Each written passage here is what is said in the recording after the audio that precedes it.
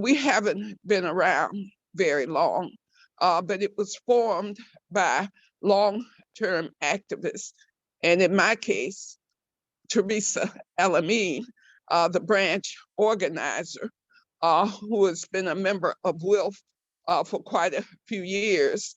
And we're very proud of the fact that we have the branch here in Columbus. And we named it after Fannie Lou Hamer because the history of WILF is that many Black women joined the organization in the Vietnam era, and Fannie Lou Hamer was one of those women.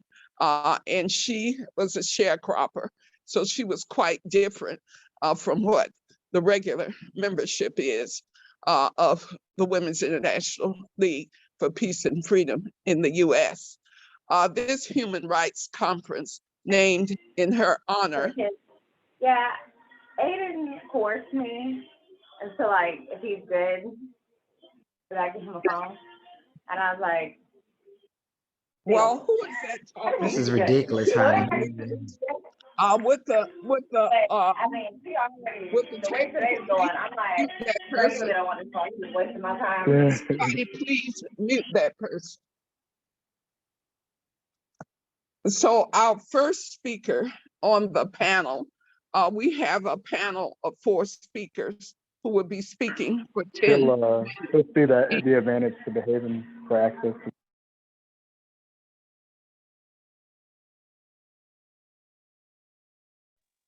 I should not be muted.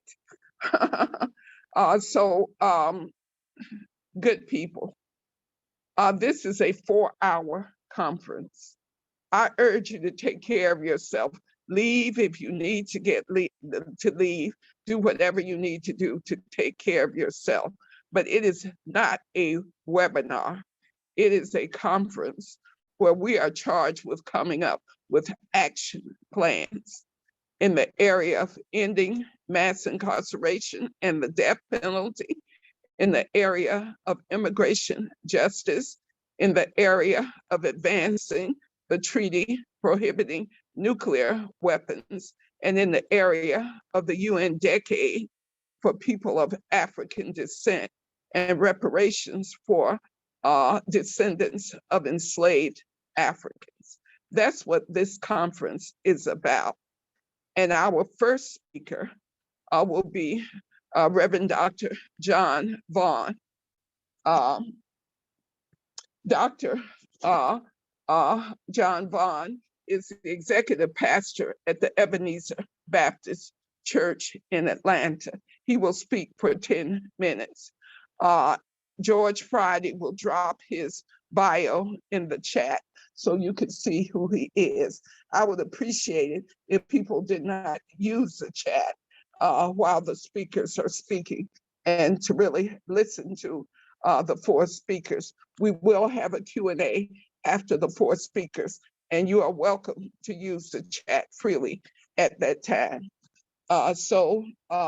Dr. Vaughn, are you ready? I'm ready. Thank you so much, Teresa. And thank you so much to those of you that are with us today, both on Zoom, YouTube, and on Facebook.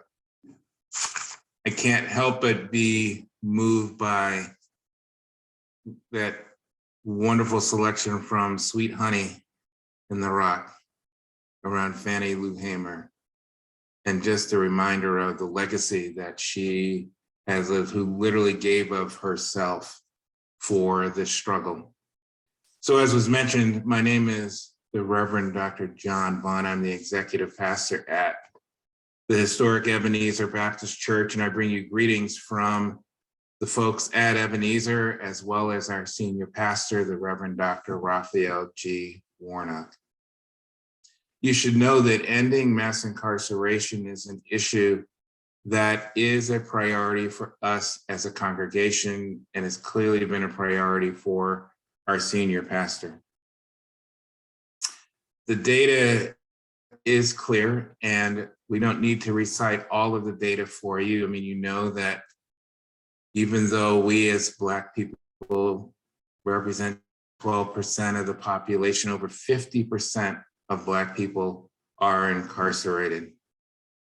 Both Black and Latinx folks are 2 times more likely to be held in detention. The tentacles of the criminal legal system are long, and they are showing up in so many ways, from those that are projecting prison beds in private prisons based on 3rd and 4th grade reading rates, all the way up through the incarceration process, through the parole process. The tentacles of the criminal legal system are long, and they tend to stay with people. The death penalty, as we know it, disproportionately affects people of color, and particularly poor people. So it is as important for us as people of faith to take this on, that it is a core part of what we are called to do. Let me share with you just a reminder out of Christian scriptures in the book of Luke. We hear these words from Jesus. He opened the book and found the place where it is written, "The Spirit of the Lord is upon me, because God has anointed me to preach good news to the poor.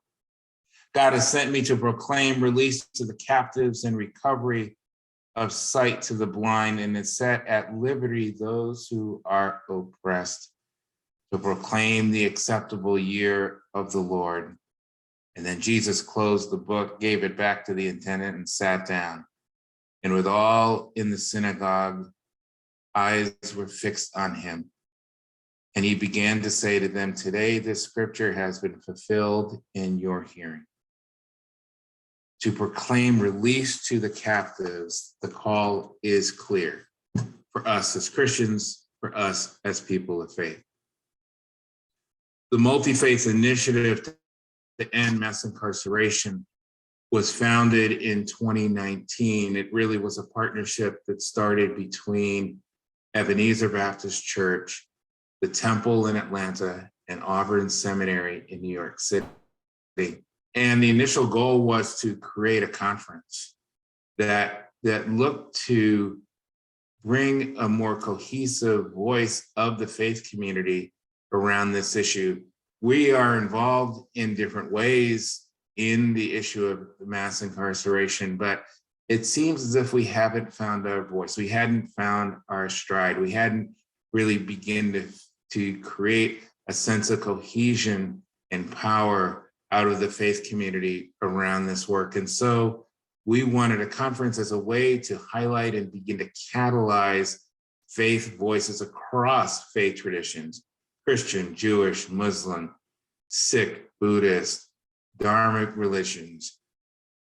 We saw it as a way to begin to catalyze. And so really out of that conference, we decided that a conference was not enough, that there needed to be an ongoing set of work around this. And henceforth, the Multi-Faith Initiative to End Mass Incarceration was founded with 3 goals. The first is to increase the engagement of faith communities around ending mass incarceration. If you're doing something, how do you up your game? If you aren't, how do you get in the game as a faith community? The second is to focus on shifting narrative, the way that we talk about mass incarceration, the ways that we talk about this work. Narratives make a difference. Narratives can shape public will. If you would note that oftentimes when you look at public policy in this country, it's oftentimes not driven by data. It is oftentimes driven by narratives. It's driven by stories. And so we want to reshape the narrative around around the criminal legal system and ending mass incarceration, and particularly for us as people of faith and moral courage. The third is that we want to increase the engagement of faith communities in policy work. we have to show up as faith communities at the not only the national level, but also at the state level. So we want to increase the engagement of the ways that faith communities are engaged. And I would say that our focus right now are in 6 regions: New York, Georgia, Texas, Arkansas, Wisconsin, and Southern California. The strategies that are beginning now to take hold in these areas are record restrictions, bailouts, restorative justice, reentry work, as well as narrative change. I want to encourage you, if you would like to connect with us, particularly as faith communities, to check out the website, www.endingmassincarceration.com, www.endingmassincarceration.com. We're excited about this opportunity to engage and sharpen the religious voice, and we encourage you to be able to join us. I'll just leave you with this, that we as faith communities, we are the people of the second chance. We are the people of new beginnings. We are the people that, for whom believe in reconciliation and justice. And so this is a chance for us to be the communities and the people that God is calling us to be. So thank you for this time together, and excited to be with you today. Amen. Thank you, Dr. Vaughn. Our next speaker on immigration justice is Azadeh Shashahani of Project Sal. Project Sal.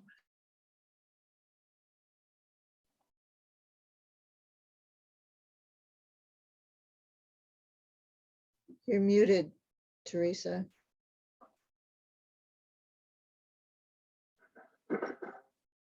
Will drop the bio for Azadeh Shashahani, and if Azadeh could unmute and begin speaking for her 10 minutes.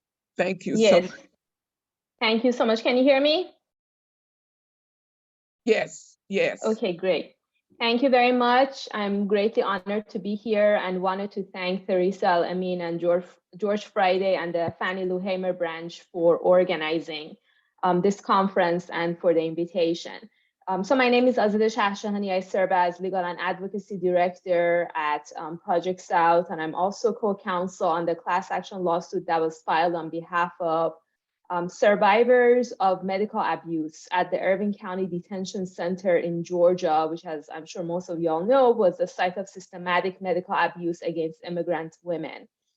So Project South is a social justice organization based in Atlanta, working in support of grassroots organizations and Black immigrants, undocumented, and Muslim communities in the US South. And we're also in solidarity and joint struggle with Black and Indigenous communities in the Global South. We work on various areas such as immigration detention, ending local police collusion with ICE, defending and protecting Muslim and Middle Eastern communities against the state surveillance and repression, and ensuring that undocumented people have access to fundamental rights such as utilities and higher education.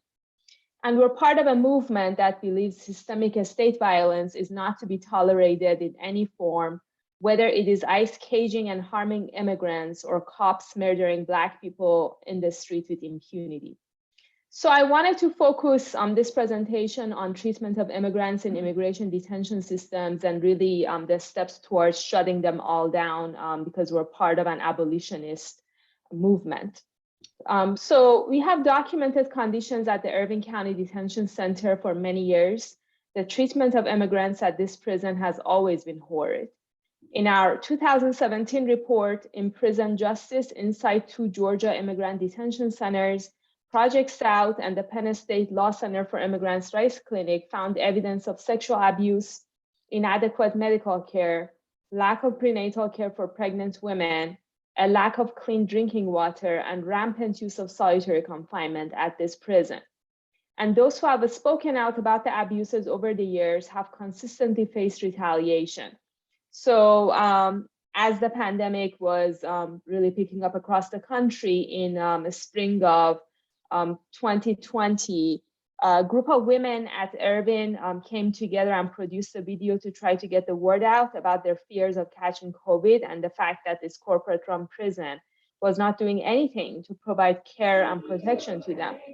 And instead of really addressing their concerns, the guards went ahead and placed them in solitary confinement, which really led to grave emotional damage for all of them. In September 2020, Project South, along with our partners on the ground, the Georgia Latino Alliance for Human Rights, Georgia Detention Watch, and the South Georgia Immigrant Support Network, submitted a complaint to the Department of Homeland Security Office of Inspector General, outlining a number of issues, including issues related to lack of protection for COVID. So medical staff deliberately not testing detained immigrants for COVID-19, even when they were symptomatic, had pre-existing conditions, or had requested to be tested multiple times spanning a month. And the management mandating employees to work even when they were symptomatic and waiting for test results, as well as other issues. And the shocking revelations about medical abuse against women's bodies further highlight the extent of the egregious abuses at the prison. The fact that Black and Brown immigrant women had been held in an extremely vulnerable position at this prison where they had no control over their bodies and no say about what was done to them is sickening. So we're glad that our complaint opened the door to more women coming forward with the accounts of what was done to them. In total, more than 40 women filed testimony, sworn testimony in court as part of the lawsuit, despite consistent attempts by ICE to silence them. But it pains me to know that there could be many more women out there somewhere in the world who will never be able to talk about what happened to them and the abuse that they suffered while at Irvine, let alone receive a measure of redress, while living with the lifelong damage to their bodies and spirits. And not surprisingly, ICE has not been forthcoming with information. Rather, they've been actively trying to cover their own tracks through deporting survivors and witnesses to medical abuse. If it wasn't because of the documentation work happening and the advocates' efforts to track down and reach out to women all over the world, and the courage of the impacted women, none of this would have ever come to light. So ICE had already deported 6 women, and they were trying to deport several more before lawyers and members of Congress stepped in. And as I mentioned, they also used other tactics of retaliation against those who speak out, such as threats of placing women in solitary or actually subjecting them to solitary confinement. So the filing in the class action lawsuit includes evidence showing that ICE and private prison contractors at the prison knew as far back as 2018 about the medical abuse being inflicted on the women, and yet they did nothing. Instead, they kept sending women to the same doctor. And given what we have learned about the systemic violence against immigrants' bodies at Irvine, we need ICE to come clean about what is happening at ICE prisons nationwide, because immigrants cannot have their bodily integrity at the mercy of ICE and the private prison corporations that the agency contracts with.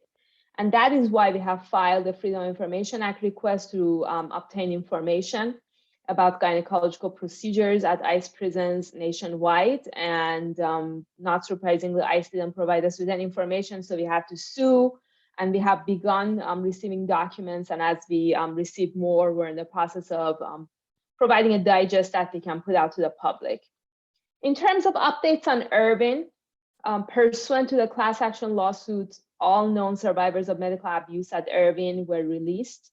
And as of September, there are no more immigrants in ICE custody at Irvine, which is really a major victory. However, women are now transferred to Stewart, another prison in South Georgia, which is a corporate-run deadly prison with a forced labor program and a documented record of other egregious human rights violations. This is an extremely troubling development and a clear attempt by ICE to deflect attention from the abuses at Irvine. There have been 8 deaths at Stewart since May 2017, 2 by suicide, 4 during the pandemic. And in fact, the Stewart has been the deadliest ICE prison around the country during the pandemic. And so in terms of what we need for accountability, we know that the scrutiny must not stop with examining the actions of one individual, namely the doctor. This is about ICE and the private prison corporation LaSalle. And both Irvin and Stewart should be shut down immediately and people should be freed. The egregious retaliation against those who speak out must end, and the women who suffered medical abuse must receive redress for the harm that they suffered. The US government, as well as the private prison corporations running these prisons, must be held accountable. So we are determined to push ahead by pursuing a thorough congressional investigation, Department of Homeland Security Office of Inspector General investigation, and we have also gone to the United Nations and the Inter-American Commission to expose the human rights violations. In fact, this past summer, there was a hearing before the Inter-American Commission on this same issue on abuses on immigration in immigration detention centers in the US South. And of course, in terms of the bigger picture, we need to shut all of these prisons down. As a first step, the Biden administration must mandate that ICE stop dealing with private prison corporations, the same mandate that they issued to the Department of Justice, because we cannot entrust the care of human beings to private prison corporations as their main interest is maximizing profit. And lastly, I would like to leave you with this quote from Fannie Lou Hamer. Nobody's free until everybody's free. Thank you very much.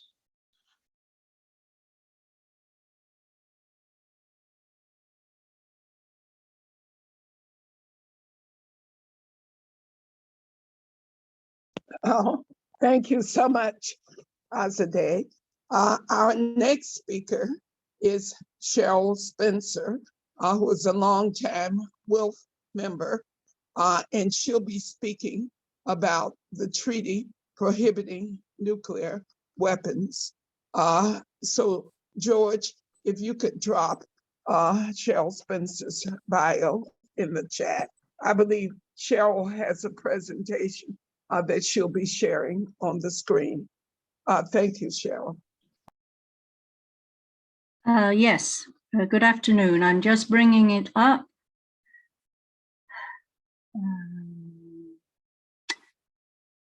So, just a minute, this is always a problem. Let's see, I say slideshow. Okay, so are you now all seeing my first slide? It seems to be frozen, Cheryl. Let's see. You can't hear me, Rebecca? I can hear you, yes. And the slide is up, but it's not in the presentation form. It's still, we can see it. Okay. I have put There the you go. slideshow up, You're up and ready to Cheryl, go. if you want to tell me to change the page. Okay, fine. Thank you, Ellen. So good afternoon, good morning, everybody. I'm here to give you a very brief introduction to the Treaty on the Prohibition of Nuclear Weapons, which we call TPNW for short. And I'm looking forward to meeting some of you in the breakout sessions, where we will hopefully come up with some actions that will be following in order to get rid of nuclear weapons. Next slide. So let me first tell you what treaties are and why they're a good thing and how do they get produced. So the definition of a treaty is shown there. It's a binding formal agreement, contract or other written instrument that establishes obligations between two or more subjects of international law. And treaties tend to be made between what the United Nations calls states, but we understand them to mean countries.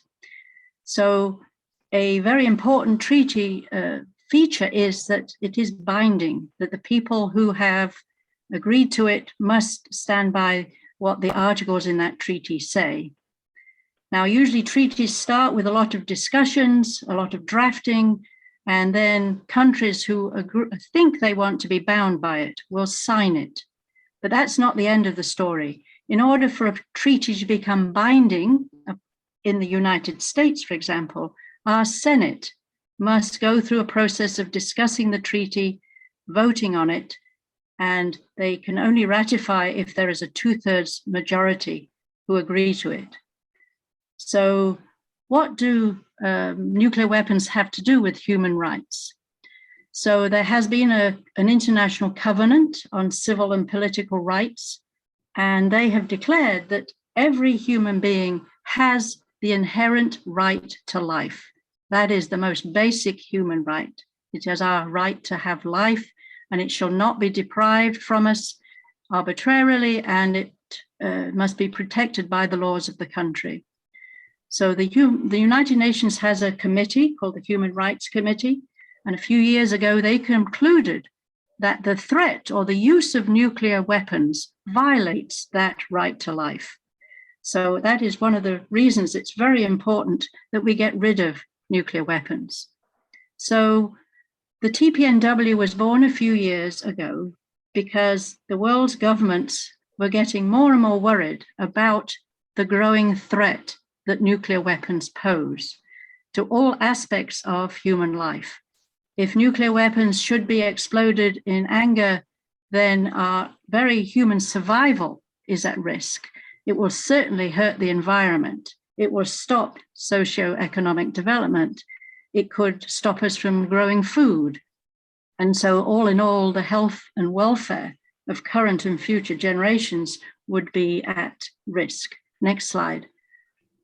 So here's a small overview of the history, the recent history of this treaty. After many years of discussions and advocating by the International Campaign Against Nuclear Weapons, the treaty was discussed in July 2017. 122 countries said they thought it was a good idea. That's 122 countries out of about 200 that have belonged to the United Nations. So in September of 2017, the treaty was open to signature. I explained that diplomats first sign it, showing that their country intends to ratify it. And in October of 2020, the 50th country ratified the treaty. And the articles of the treaty had said, once 50 countries had ratified it, it would go into force. Only for those countries that have actually ratified it. And there was a 90-day waiting period. And so on the 22nd of January this year, the treaty prohibiting nuclear weapons went into force for those countries who had ratified it. And many of us were out and celebrating that, and we will be doing that again next January, the 22nd. So what does the TPNW prohibit? Well, it's got 20 articles, and the first one is the most important. It actually lists the prohibitions covered by the treaty, and you can see the list there. And it's a very comprehensive list. Countries cannot develop, test, produce, manufacture, transfer, possess, stockpile, use, or threaten to use nuclear weapons. And they cannot allow nuclear weapons to be stationed on their territory. And they're prohibited from actually encouraging anybody else to do it. And it's not just countries that they should be encouraging not to have nuclear weapons, but anyone. So to date, 57 countries have ratified the TPNW, and the full list can be found at that URL. And I'm happy to say that just yesterday, Mongolia acceded, which is the same as ratifying, to the TPNW. So next slide, please, shows a map, a world map of the countries which had ratified the TPNW as of 2 days ago, because Mongolia, which is squeezed between Russia and China, just there, they're the ones who acceded to the TPNW. They don't look like many countries, but in fact, population-wise, they're very populous countries. So a fairly good fraction of the world's population has agreed that they're not going to have anything to do with nuclear weapons. Next slide, please. But already, nuclear weapons have trampled on the human rights of some unfortunate people. And it's mostly indigenous people who have suffered already from nuclear weapons because their lands were taken over by the US government and other governments to test bombs in the years 1940s to 1970s. So the Marshallese were forced to evacuate their islands in the Western Pacific. You've probably heard of the Bikini Atoll. 67 bombs were exploded over those islands in 12 years. And those bombs were much, much larger than the bombs that destroyed Hiroshima. So one can add up how many megatons equivalent to TNT were exploded. And it's as if 1.6 Hiroshima bombs had been exploded every day during that 12 years. Ellen, okay. So now, even 60 years later, the Marshallese have gone back to their islands, but they cannot farm their previously fertile land because it's too radioactive. And so they have to import most of their food, which tends to be processed and canned. In Australia, the Aboriginal people in a certain desert area were displaced when the British made some bomb tests there. But they didn't realize that Aborigines are nomadic and they didn't find them all. And so some were still in the test area. And so they suffered from the radioactive fallout. Next slide, please. So next slide, please.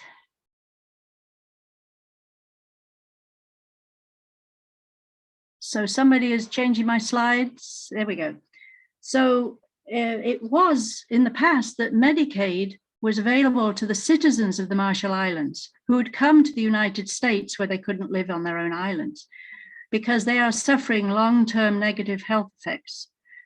And that was fine until 1996 when there was a major welfare reform act which removed their Medicaid.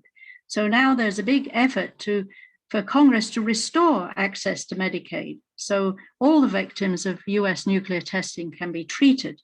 And we will discuss this topic further in our breakout sessions. Next slide, please. But besides the risk that a nuclear weapon could explode near you, why should you care about them? Well, this graphic shows you how much money is being spent every minute in 2020 on nuclear weapons in the 9 countries that own nuclear weapons. There at the top is the US. Every minute, $70,881 of your tax money is being spent on US nuclear weapons every minute. So in all, $72.6 billion was spent by all those countries. And in the US, $27.7 billion was given to 12 US defense companies to design and make nuclear weapons for the US government. Next slide, please. So here's a nice pie chart that showed what Biden sent to Congress earlier in this year, his fiscal year 2022 requested budget. And it's a nice pie chart. You'll see on the right-hand side, that big blue piece of the pie is the military spending, $765 billion. And it's actually gone up as the Congress has discussed it. We estimate about $50 billion of that is to be spent on nuclear weapons. And all those other little pieces of pie are the other government agencies that receive money from our taxes. So wouldn't we prefer that some of that, all of that $50 billion went into, for example, into health?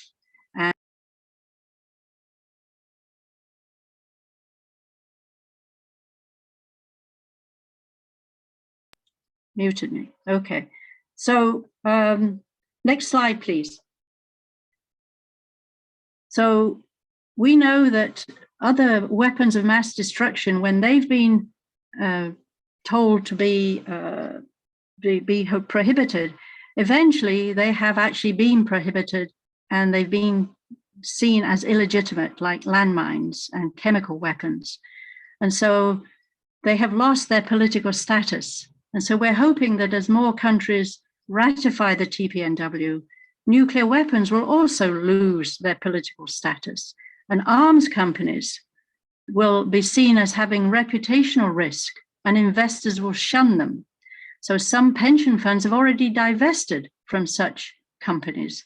An example is the ABP, very large Dutch pension fund.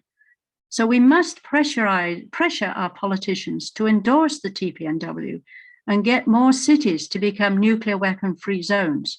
New York City, 2 days ago, passed a very powerful packet of legislation which does this, and we'll be discussing that in our breakout session. Last slide, please.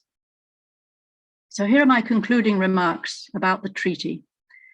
It does, in its preamble, acknowledge that the harm suffered as a result of nuclear weapons already happened and anticipated if we don't get rid of them, has a disproportionate impact on women and girls and on Indigenous people around the world. The treaty says that states parties are committed to supporting and strengthening the effective participation of women in nuclear disarmament negotiations. Up till now, many treaties about nuclear weapons, mostly men discussing them, they're going to try to make sure that there are more women at the table when these treaties are discussed. So the TPNW prohibits everything to do with nuclear weapons in those countries that have ratified it. They need to make their domestic laws to actually make sure that happens. They will impose penalties on anybody or any company that violates the law. And so the upshot is, in order to work to advocate for the TPNW, to work to get rid of nuclear weapons, we must build a very broad-based civil society movement. There are many organizations already working on this. WILF is working on this, and I look forward to talking with some of you in our breakout sessions to see what we all can do to help advocate for the TPNW. Thank you. Thank you, Cheryl. Our final speaker on the panel is Akinyele Umoja of Georgia State University, Africana Studies Department. So George, if you would drop Akinyele's bio in the chat. Thank you so much, Akinyele. Thank you, Teresa. And I'm sharing my screen with you. I want to show a few images in my presentation. I want not only thank Teresa, but thank the Fannie Lou Hamer branch of the Women's International League for Peace and Freedom, who've asked me to come here to speak to you about the International Decade of People of African Descent. I'm wondering in the audience, how many of you even heard that there was an International Decade? If you could just put your thumbs up if you know, if you've heard of it. And the International Decade of People of African Descent, of course, began in 2015, and we only got a couple of more years left, 2024, really 3 years, but we almost through with 2021. So we really got a couple of years left of this International Decade of People of African Descent. I'm going to discuss with you how this decade came about. It's part of the legacy of the 2001 Durban Conference in Durban, South Africa, World Conference Against Racism. Now, the whole need to even have an international decade has to do with the imperialist assault on Africa, particularly in the 18th and 19th century.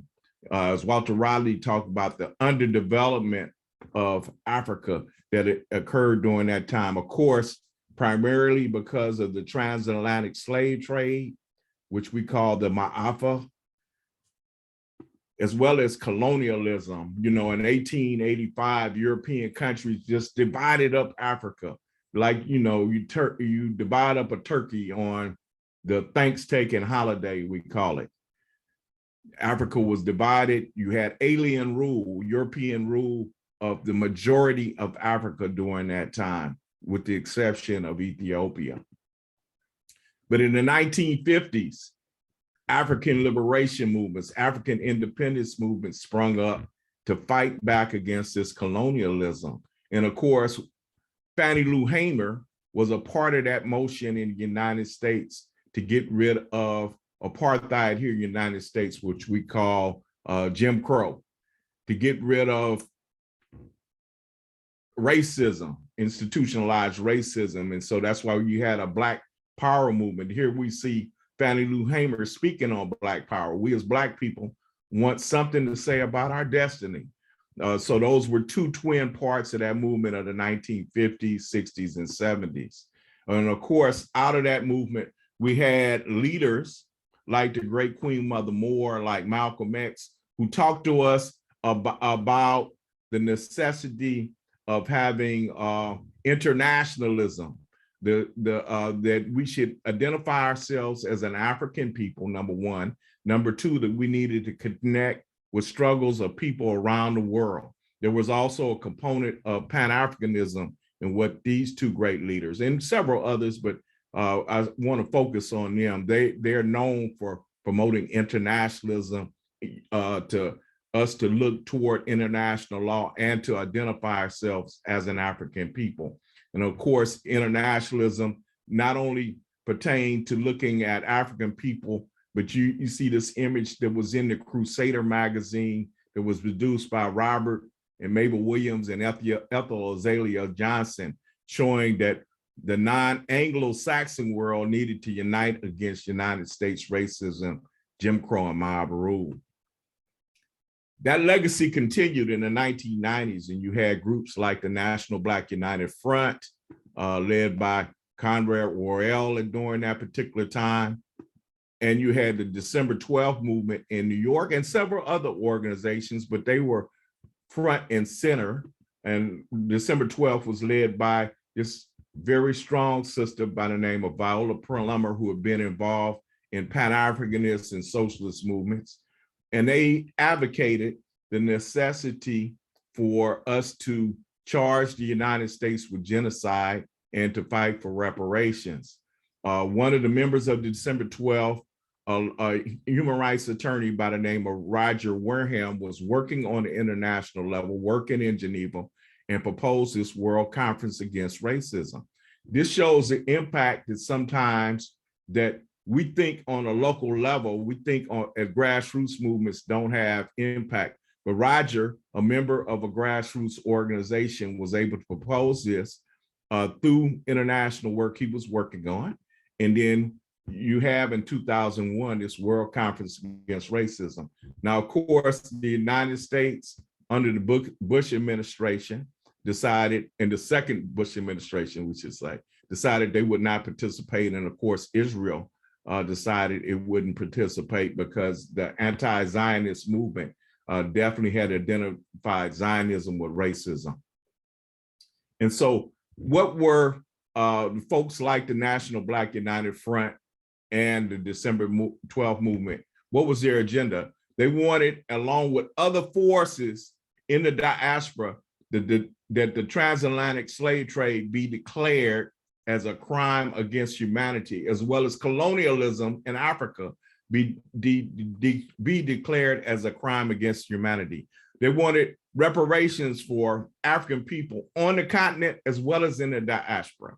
And then a recognition that there was an economic base to racism. It wasn't just that people don't like us, but there were people who actually benefited from our oppression. As Walter Rodney stated, Africa was underdeveloped, African people were underdeveloped, and Europe benefited. There was unjust enrichment that occurred from the oppression of Black people, from colonialism as well as slavery. And of course, at that conference, you had massive attendance of people from civil society putting pressure on the states, demanding that racism, there be reparations for racism, as well as charging Zionism in Israel, and that there should be self-determination and sovereignty for the Palestinian people. And of course, the diplomatic approaches occurred also at this World Conference. One of the major things is that the transatlantic slave trade was declared a crime against humanity. And then you had this document here, the Durban Declaration and Program of Action. And what does it say in the Durban Declaration and Program of Action? As we stated, the transatlantic slave trade, apartheid, and genocide are crimes against humanity. Again, let me state the transatlantic slave trade, apartheid in South Africa, and genocide against human beings around the world are all crimes against humanity. That colonialism contributed to social and economic inequality, that there's a reason why that Africa is underdeveloped. There's a reason why the Caribbean is underdeveloped. It's not just because we're inferior. It's not that we're inferior. In fact, as Walter Rodney stated, our labor help and our resources help build the imperialist countries. The document also calls upon states to take appropriate and effective measures to halt and reverse the consequences of the above practices of the transatlantic slave trade, which there are vestiges of today, of apartheid, colonialism, and genocide. That the states must take appropriate measures to halt, because there's still things going on, right? And reverse what has happened before. As Malcolm X said, if you stab a person in the back, it doesn't resolve the problem just by pulling a knife out, but you have to heal the wound that's there. You can't just stab somebody, not provide any medicine, not provide any disinfectant, not what do you call it? You can't provide anything that closes the wound up. You just leave them there bleeding. And that's what's happening today. We're left bleeding. Of course, after the conference, you had 9/11 that occurred the weekend after the conference. The week after the conference, you had 9/11, and that shifted the focus from this challenge against racism around the world to this whole campaign against quote unquote terrorism. But some continued. We had forces who had a rally of 100,000 people in Washington, D.C., and calling for reparations at that time, post-Durban. And of course, even on an international level, there was work that was done in the United Nations and other bodies to challenge racism and to carry out the Durban program. Here is a quote from Marielle Fanon, the daughter of France Fanon, Marielle Fanon Mendez, who said, from France, "The legacy of enslavement and racial subordination, segregation, racial terrorism, and racial equality in the United States remain a serious challenge, as there has been no real commitment to reparations and truth and reconciliation for people of African descent." She's speaking as a member of the working group of experts in the United Nations on people of African descent after they did their tour of the United States and issued this report. Also, on an international level, the High Commissioner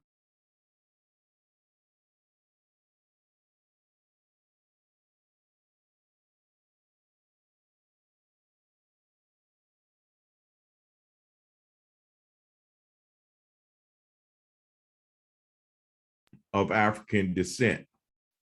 I hope you could hear that. All states stop denying and dismantling racism. So all states in the international community are called upon by the United Nations to start dismantling racism. That means start dismantling the things that create economic inequality, the things that create the state violence against Black people. States are held responsible, or should be held responsible, by the international community. But we know that the international community will not do these things. The states of the international community won't do these things without pressure from people of goodwill, like the people who are part of this gathering today. So we thank again the Fannie Lou Hamer branch for continuing and recognizing Durban, because we know in the United States, there hasn't been much motion around this. And so this gives us an opportunity to think about the things that we need to do to make sure that the objectives of Durban are met. Of course, Danny Glover is the United Nations Special Ambassador for the decade. And in several states around the world, of course, here you see this image from Venezuela with Venezuelan youth. Several countries around the world have begun activities around the decade. And this is from 2019 in Venezuela. And so this is the 20th anniversary of the World Conference Against Racism and the Durban Declaration. And so again, we thank the Fannie Lou Hamer branch for allowing this discussion today. And if you join the plenary, which will discuss this and discuss reparations as one of the remedies, we'll talk about in the United States what we could do to forward this struggle around reparations. Thank you. And free the land. Free the land. And thank you so much, Brother Akinyele. The plan for the rest of the day, everyone, is that at 2:15, you will go into the breakout sessions. So we have just a few minutes for any kind of clarifying questions that there may be. But the breakout sessions will run from 2:15 to 2:55. Walisha Wilson and Joya Thornton will be the facilitators for ending mass incarceration and the death penalty. That breakout will remain in the main room. So people who are attending that breakout session do not have to leave the main room. You will be able to choose which session you want to go to, thanks to the skills of Ellen Schwartz and Ellen Thomas. And after we finish a short Q&A, to just make sure that there are no other questions. I do know that Dr. Vaughn has to leave us soon, and Asadeh Shashahani has to leave us even sooner. Cheryl and Akinyele will remain for the breakouts associated with their presentations. So George Friday will handle the Q&A. So George, you want to let people know how they can ask their questions, and if you noted any questions in the chat, and the fact that they have 2 minutes to speak, and then we'll allow for answering as much as possible. But sometime around 2:08, we want people to start looking. Well, actually, I'll let you decide when people need to start getting into their breakouts so that they can start the 2:15 breakout session on time. So it's in your hands, George Friday. Thank you so much. Thanks, Teresa. If you have a question, please put it in the chat or raise your hand, and you'll have a couple of minutes, 2 minutes, to ask your question of any of our speakers from this morning or this afternoon. George, someone asked me a question in the chat, and I would just rather state it. They asked me who was the Durban Declaration named after, and it's named after the city Durban in South Africa. Definitely not Dick Durban, as was asked. He probably would be, it would be something, a whole nother declaration that was named after him, but it was, yeah, it's named after the city in South Africa where the conference took place, Durban, South Africa. Thank you so much. I'm looking for raised hands or in the chat. There is a question about the agenda for the rest of the day from Regina. I'm just going to go ahead and address that, Regina. At 2:15, you'll be put into a breakout room of your choice between the 4 topic areas that our speakers covered this morning or this afternoon. And in that time, you will have a facilitated conversation and discussion about action steps or recommendations based on the information that you have and the information that is shared. That's the next step. And then we have a second iteration of the breakout rooms to more winnow that list that people have worked on and refine the recommendations. We all come together for our last hour. And that is my brief 20-second description of that. So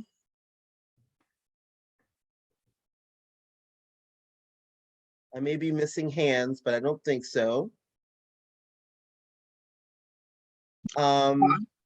We may be able to get into our rooms a little early. Are they Excuse ready, me, Ellen George. Swartz? Oh, Excuse sorry. me, George. I see two There hands. was Candace Perry raised her hand, and I see somebody named Sue has raised her hand as well. Thanks for that help. I was looking at so many different places on my screen. So, goodness, I lost the person. Sue, Candace, can you go? 2 minutes?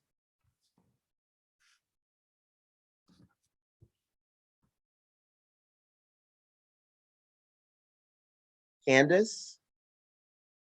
I think I had to make her a co-host because somebody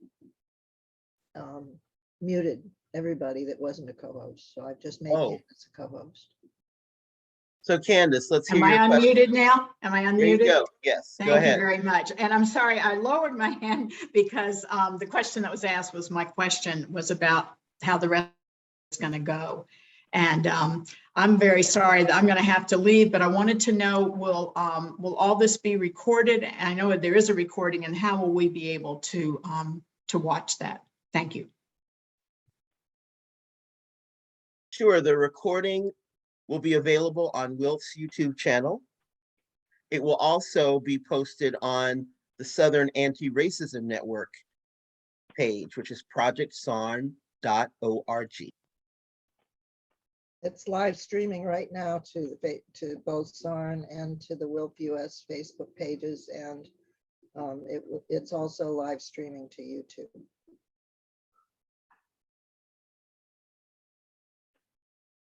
There was another hand up. I don't see it, but It's mine. Can you hear me? yes, I can. Yeah.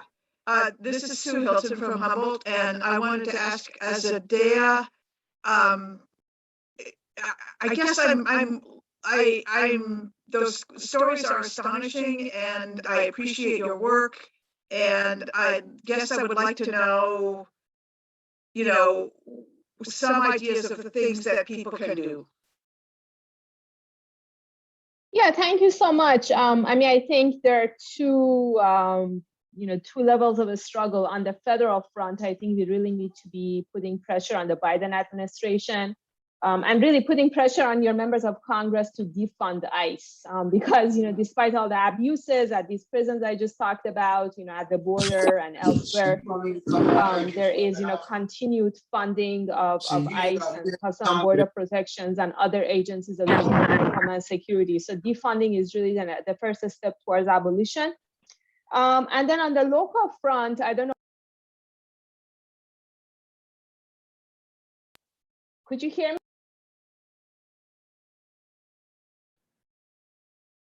Unmute yourself, Azadeh. Okay, can folks hear me now? Yes. Yeah, somebody's been muting people. Please don't do that. Okay. Well, so should I start over? No, So you got as far as the local level. Okay, on the local level, I would say, regardless of where you are in the country, there is probably an immigration detention center that you can work on trying to shut down. And as a reminder, these ICE prisons are part of the larger mass incarceration system. So I would also encourage folks to join forces with our comrades working to just shut down the entirety of the mass incarceration system, because we can't be working in silos. We have to really join forces towards abolition. Thank you. Thanks, Azadeh. We have time for one last question if there is one. I just wanted to say that there's a connection between the people of African descent question and this immigration question. I was alerted to Haitians and other people of African descent, particularly in Louisiana, that are being prematurely deported even without hearings.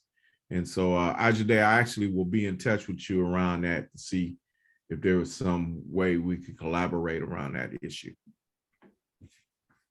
That's great to hear. It's good when conferences help people make connections. I see that there are 4 hands raised.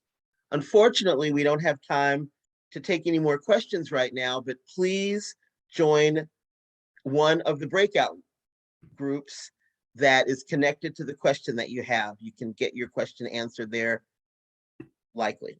So Ellen Swartz, it's over to you for us to get into the rooms. Yep. I just opened the 3 separate breakout rooms for the Treaty on the Prohibition of Nuclear Weapons, the UN Decade, and the immigration sessions. And you can choose your own. So you should have a listing on the bottom of your screen and among the controls. If you don't see it, then click on the little 3 dots that says more, and it'll say breakout rooms. You can pick your breakout room. When you click on it, it'll say, do you want to join? You have to say yes, or else you hang in this like breakout room limbo. And if you don't click on any of them, you will stay in the main room where the session on the ending mass incarceration and abolishing the death penalty will be held in the main room. So just don't click on anything, and there you will be. So Ellen, I see the list of people, but I don't see the list of rooms. It's not in the... All the way to the bottom. All the way to the bottom. Thank you. Everybody else, scroll to the bottom. And hit join. And hit join on that right hand. Yes, thank you. And then it'll ask you if you want to join. So make sure you say yes.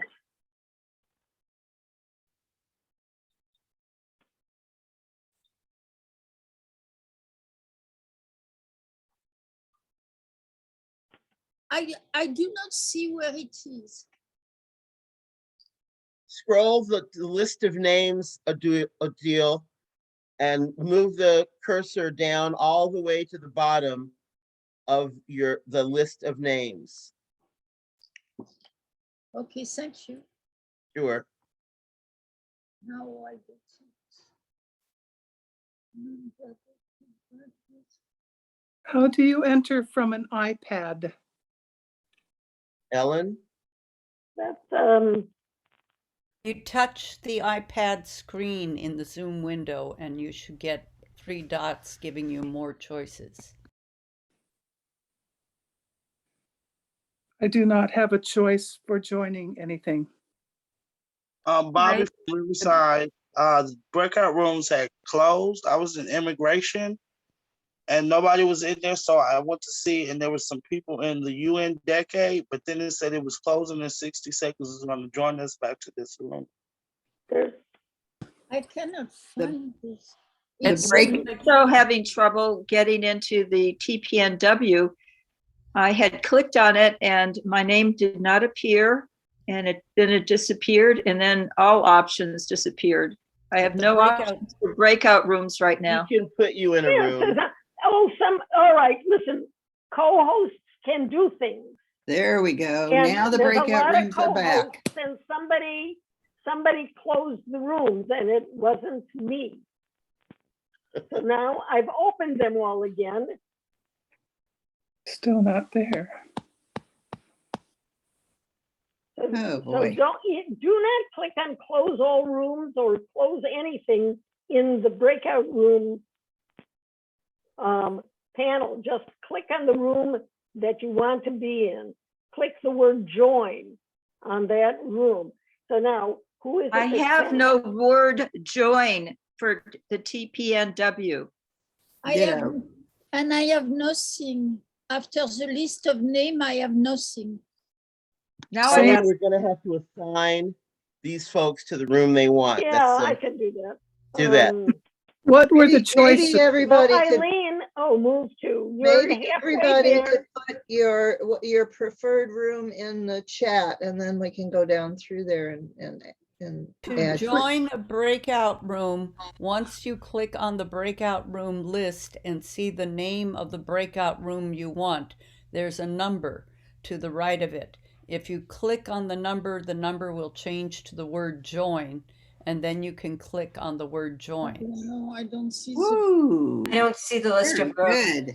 Just assign people, Ellen. Great. Yeah. I know y'all are trying to help, but that's not helping right now. Adrian, what are you doing here? What we got to assign you where you need to be too. Eileen, I moved you back to the main room. And I really don't want anybody helping with moving people around because it's something. I'm not any trying of to the help, co-hosts but I know can do, Adrian and it needs makes to it- be in immigration justice, Ellen. There we go. Please make it now I happen. can move. Thank you. Okay, Eileen, I can move you back to the main session. I hope. But I don't know why you don't get moved.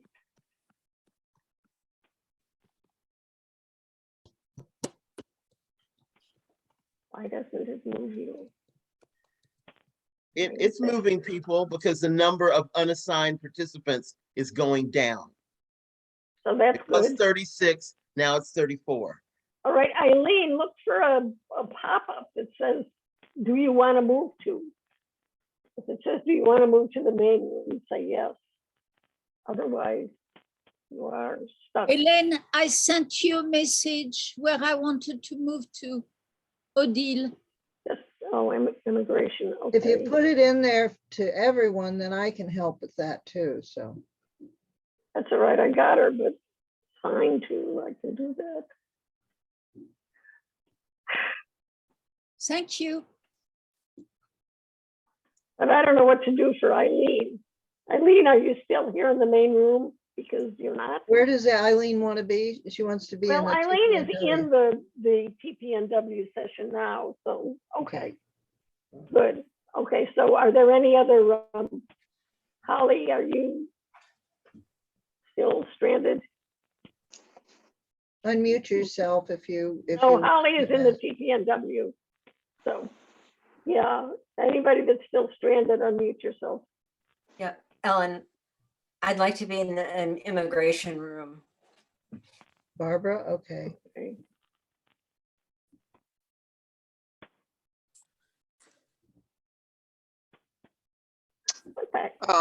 So Ellen, is this happening in the main room that you're doing this so that the main room can't get started until you finish this? Until I get everybody shooed off into a thing. But now at this point, anybody who doesn't want to be in the main room and can't get into a Yes. breakout room of your choice, put it in the Yes. chat, and somebody named Ellen will move you. Yeah. What are the four choices? Immigration, nuclear, mass incarceration, and what? The UN decade. Because we really need to get started with the main room, ending mass incarceration and the death penalty, Ellen. So you have to figure out a way to get the people in the other sessions who can't figure out how to do it themselves. Put your questions in the chat. We really need to start the session on ending mass incarceration and the death penalty. I'm staying in the main room. So those of us for the mass incarceration don't do anything. We're in the main room, correct?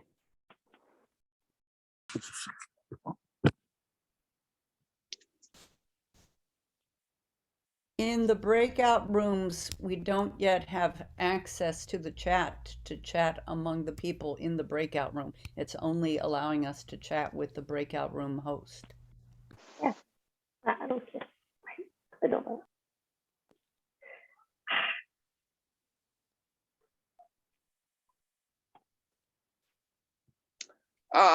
Ellen, you can figure that out later, but the mass incarceration and the death penalty session needs to start now.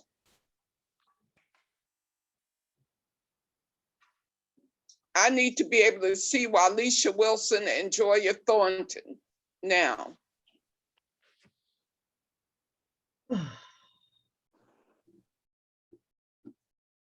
There she is. Wonderful. Walisha, can you hear me? I hear you. Well, unmute yourself. Are you muted? Yes, I am until it's ready for me to talk. I didn't know if you was ready for me right now or not. Oh, yeah, you should start the session. I'm not in charge of the session. Okay. You and Joya are. All right. Hello, everybody. My name is Walisha Wilson. I work at the Southern Center for Human Rights. I am a formerly incarcerated activist and organizer around the areas of ending mass incarceration and other issues that pertain with the areas of mass incarceration, which includes ending cash bail. And I also advocate and support movements that are currently working towards sentencing long sentences as well as the death penalty. I will be speaking to you for about 10 minutes and then we will go into a quick, maybe 5 minutes Q&A with me so we can keep the session separated, and then Joya will discuss her issues and share a presentation with you on ending mass incarceration. So I wanted to just talk to you briefly about mass incarceration. Right now, currently, there are 2.2 million individuals currently incarcerated under penal control in the United States. The United States is, of all of the countries, there are more people incarcerated in the United States as opposed to any other country.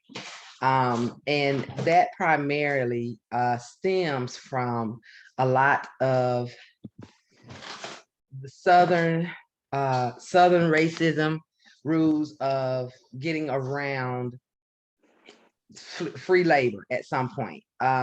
When the 16th Amendment did come out of the 13th Amendment, I'm sorry, the 13th Amendment that abolished slavery. Actually, it did not abolish slavery. It has an exception in the 13th Amendment that says that slavery is indeed legal when used as the punishment of a crime. So to find a loophole for that, a lot of Southerners, preferably because that's where a lot of slavery was going on at, ended up creating these black codes where they would basically incarcerate Black people for simple things such as selling corn or jaywalking in an effort to get their slaves by penalizing them with criminal records. And a lot of you are familiar with Michelle Alexander's book, The New Jim Crow, that is exactly what this is about. Mass incarceration is about getting free slaves. And there are more ways, and a lot of it is basically punitive and to punish, but the majority of it is for profit. A lot of prisons are privatized prisons, and they're basically incentives for profit. A lot of you may have read in recent stories where there have been judges and a lot of people who are involved in the criminal justice system, from jailers, from prosecutors, from judges, who are basically paid to incentivize and push people into this prison system. And so a lot of times, not just with people being incarcerated, when people get out of prison, not only have they served sometimes decades in prison, when they get out of prison, they're still not free because they are on probation and parole. And some people can be on probation and parole for life. And so, with this issue of ending mass incarceration, I wanted to just be able to just tell you just some of the basics of it. And one of the things that we have right now is with bail reform. Across the country, people are held in jail for months or even years before they even go to court, or before they are even convicted. And it's simply because they cannot afford bail. Freedom should be just that, free. And the bail system is currently something where over $40 billion is made from people who are in the bail system. And it's not a matter of who's guilty. It's not a matter of who is a greater threat. It is simply a wealth-based system that basically says if you got money, you can get out. And in terms, some people who are greater threats to society do get out because they have money, as opposed to people who may be unsheltered, who may walk into a store and steal a bag of chips, or who may be living in abandoned buildings, are placed and arrested in jail and given things like $500 fine, bail, or even $1,000, which for some people may be nothing, but for some people who do not have it, that is something that can cause them to sit in jail for years because they do not have it. And so again, all of this still funnels into mass incarceration. And I know a lot of you are probably familiar with the school to prison pipeline, which is rooted in a lot of school systems having zero tolerance policies that tend to, instead of things that small infractions that we did when we were children, whether it's back talking to a teacher or getting into a little fight with kids or even getting into a verbal dispute, are now sending a lot of kids to principals' offices and getting them expelled. And most of the children who are being funneled into this system are children who are Black and brown children. And it's the same thing for mass incarceration. In a country that is only 13% of African American, over 70% of the people who are currently incarcerated across the country in prisons and jails are Black and brown Black people. And so just wanted to be able to just kind of get you to note of what's going on, primarily with here in Georgia. In Georgia, taxpayers pay about between $24,000 to $26,000 a year to house an individual in a Georgia state prison. In California, California and New York can go up to $190,000 a year. These are programs that are just housing individuals. And a lot of these individuals have committed nonviolent offenses where nobody died in these offenses. And there are ways that can be, when I think the purpose with ending mass incarceration is not saying that people should not be held accountable for what they've done. It's about making sure that whatever should be done should be equal to the punishment. Right now, one of the biggest things I'm advocating on and supporting in Alabama is a man who was placed in incarceration in the early 80s. He stole a bicycle that was worth $9 at the time, and he has life in prison. These are the type of things that are punitive, and they're really unjust, and it's basically funneling folks in prison as cash cows in so many ways. And so I just wanted to just basically talk about several ways or call to actions that we could all do to interrupt and disrupt the mass incarceration and school to prison pipelines and issues such as ending cash bail. For one, the first one would be to donate to agencies such as the Bail Project, which has a national revolving bail fund that helps combat mass incarceration and disproportionate sentencing. And to encourage you all to tell Congress to support the Second Look Act, which would create a sentence review procedure for people serving longer than 10 years sentences in federal prisons. Another issue that we have that interrupts the issues around mass incarceration is overcrowding, violence, and sexual assault, all of which pose a constant threat to the health and safety of people who are incarcerated.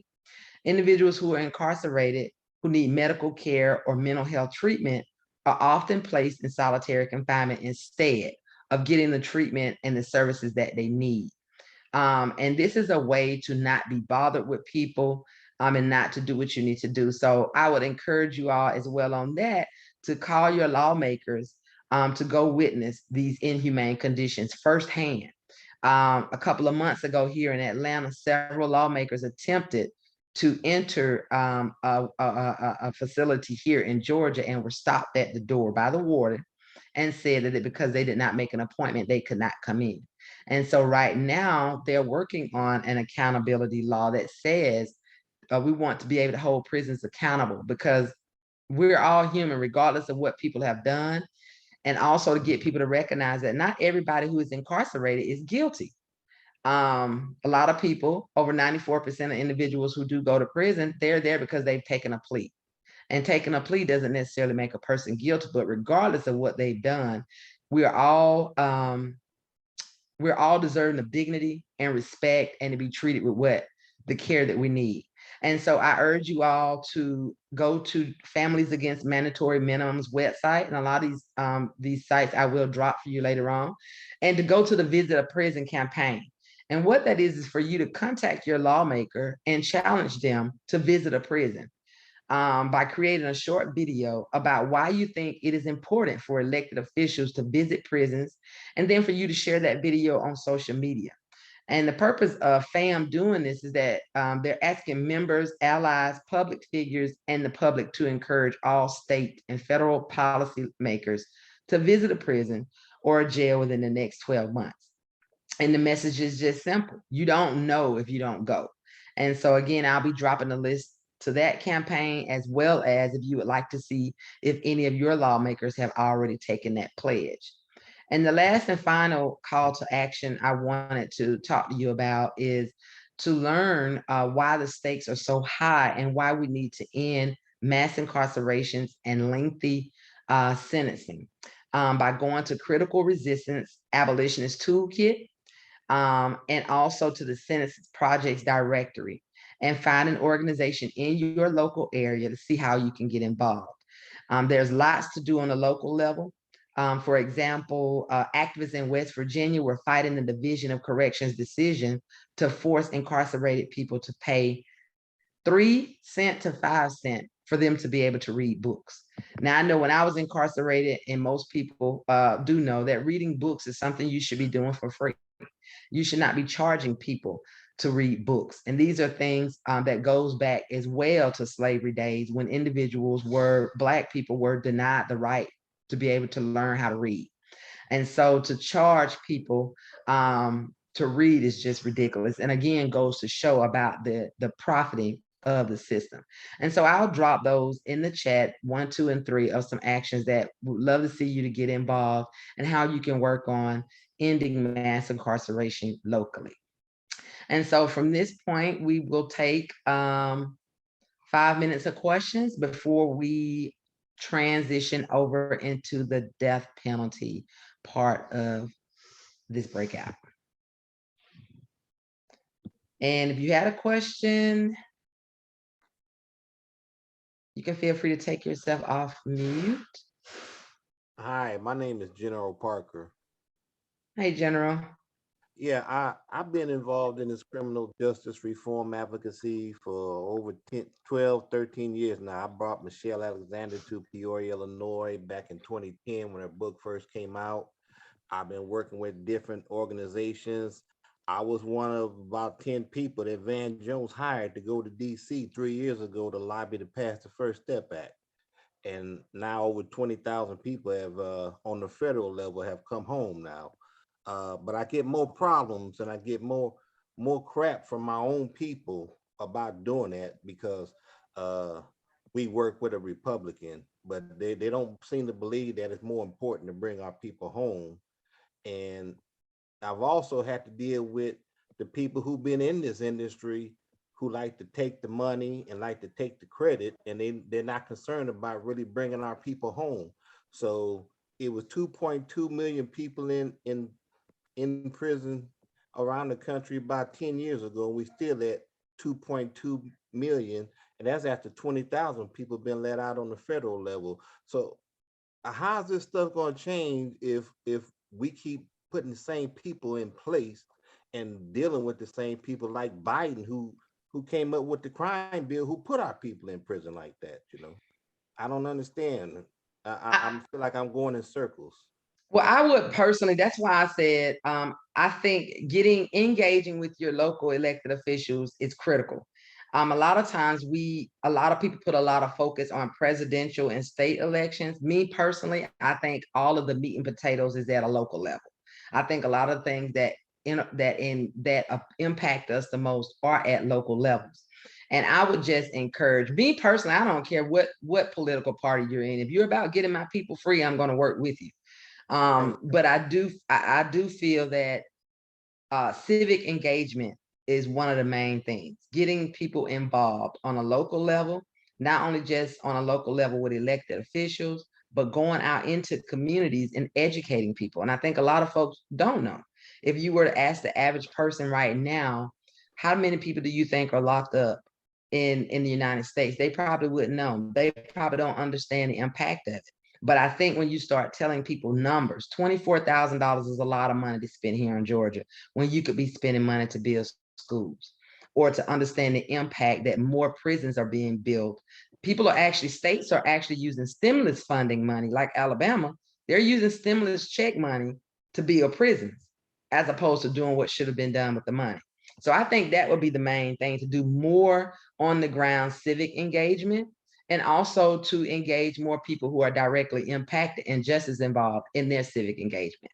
Because here in Georgia, although you cannot vote while you're on probation and parole, it does not say that you cannot participate. You can drive people to the polls, you can educate people. So I would say that is the main thing, also to educate people before they get into office. I hope that answered your question. Okay, thanks. I appreciate it. All right. And I sent you a message earlier privately, so hopefully you got it. And we have time for maybe one more question. Is that Miss Louise has her hand up? Yes, it was more, it's a background question about what happens after being incarcerated. I mean, so many returning citizens, you can't get a job and you can't get housing. Is that something new in the criminal justice system, or has it always been that every conviction is a life sentence? Because that's a life sentence. Has that gone on forever, the whole past 100 years? That's not anything new. I think it has just gotten worse. I can remember people telling me that, I can remember folks who are now in their 60s and 70s who served times in the 40s and 50s and 60s, who said that when they got out, they were able to get jobs with no problems. I think right now, to me, and I'm only 46, but after speaking with people who are in their 70s or 80s who did serve time, they were able to get out with no problem and get jobs. From my understanding, there are over 45,000, or maybe 245,000, but there are over 45,000 collateral consequences with having a felony conviction that ranges from not being able to get a job. So the purpose of the goal says that we want you to get out and we want you to be successful, but you cannot do that if you can't get a job. You cannot get housing, or with a felony, some people cannot get life insurance. You cannot buy a burial plot. You cannot get health insurance, because there are questions on there that talk about whether you were incarcerated. So when we talk about things like banning the box on employment, we also need to focus on banning the box in all areas: education, public assistance, because up until 2016, you couldn't even get food stamps in Georgia if you had a felony conviction of any kind. So again, we can't expect people to be successful if there are all these things that are placed in their way for them not to be successful. And I personally feel that that is designed on purpose, because the goal is to not have people successful. Because if everybody was successful, then therefore they wouldn't be in prison. Therefore, people's monies and pockets wouldn't get filled. So it's definitely by design. So yeah, it's been around for a long time. And it's basically a life sentence. You're never finished your sentence. It is a life sentence, and Georgia is bad at it. I know a lot of you all through places, but Georgia is right up there with Texas, and if not has surpassed Texas, because not only do we have, out of all the other states, we have the most people under correctional control. Not only do we have the most people incarcerated, we have the most people that when they get out, they're on paper, which is probation and parole, and then we give the longest sentences.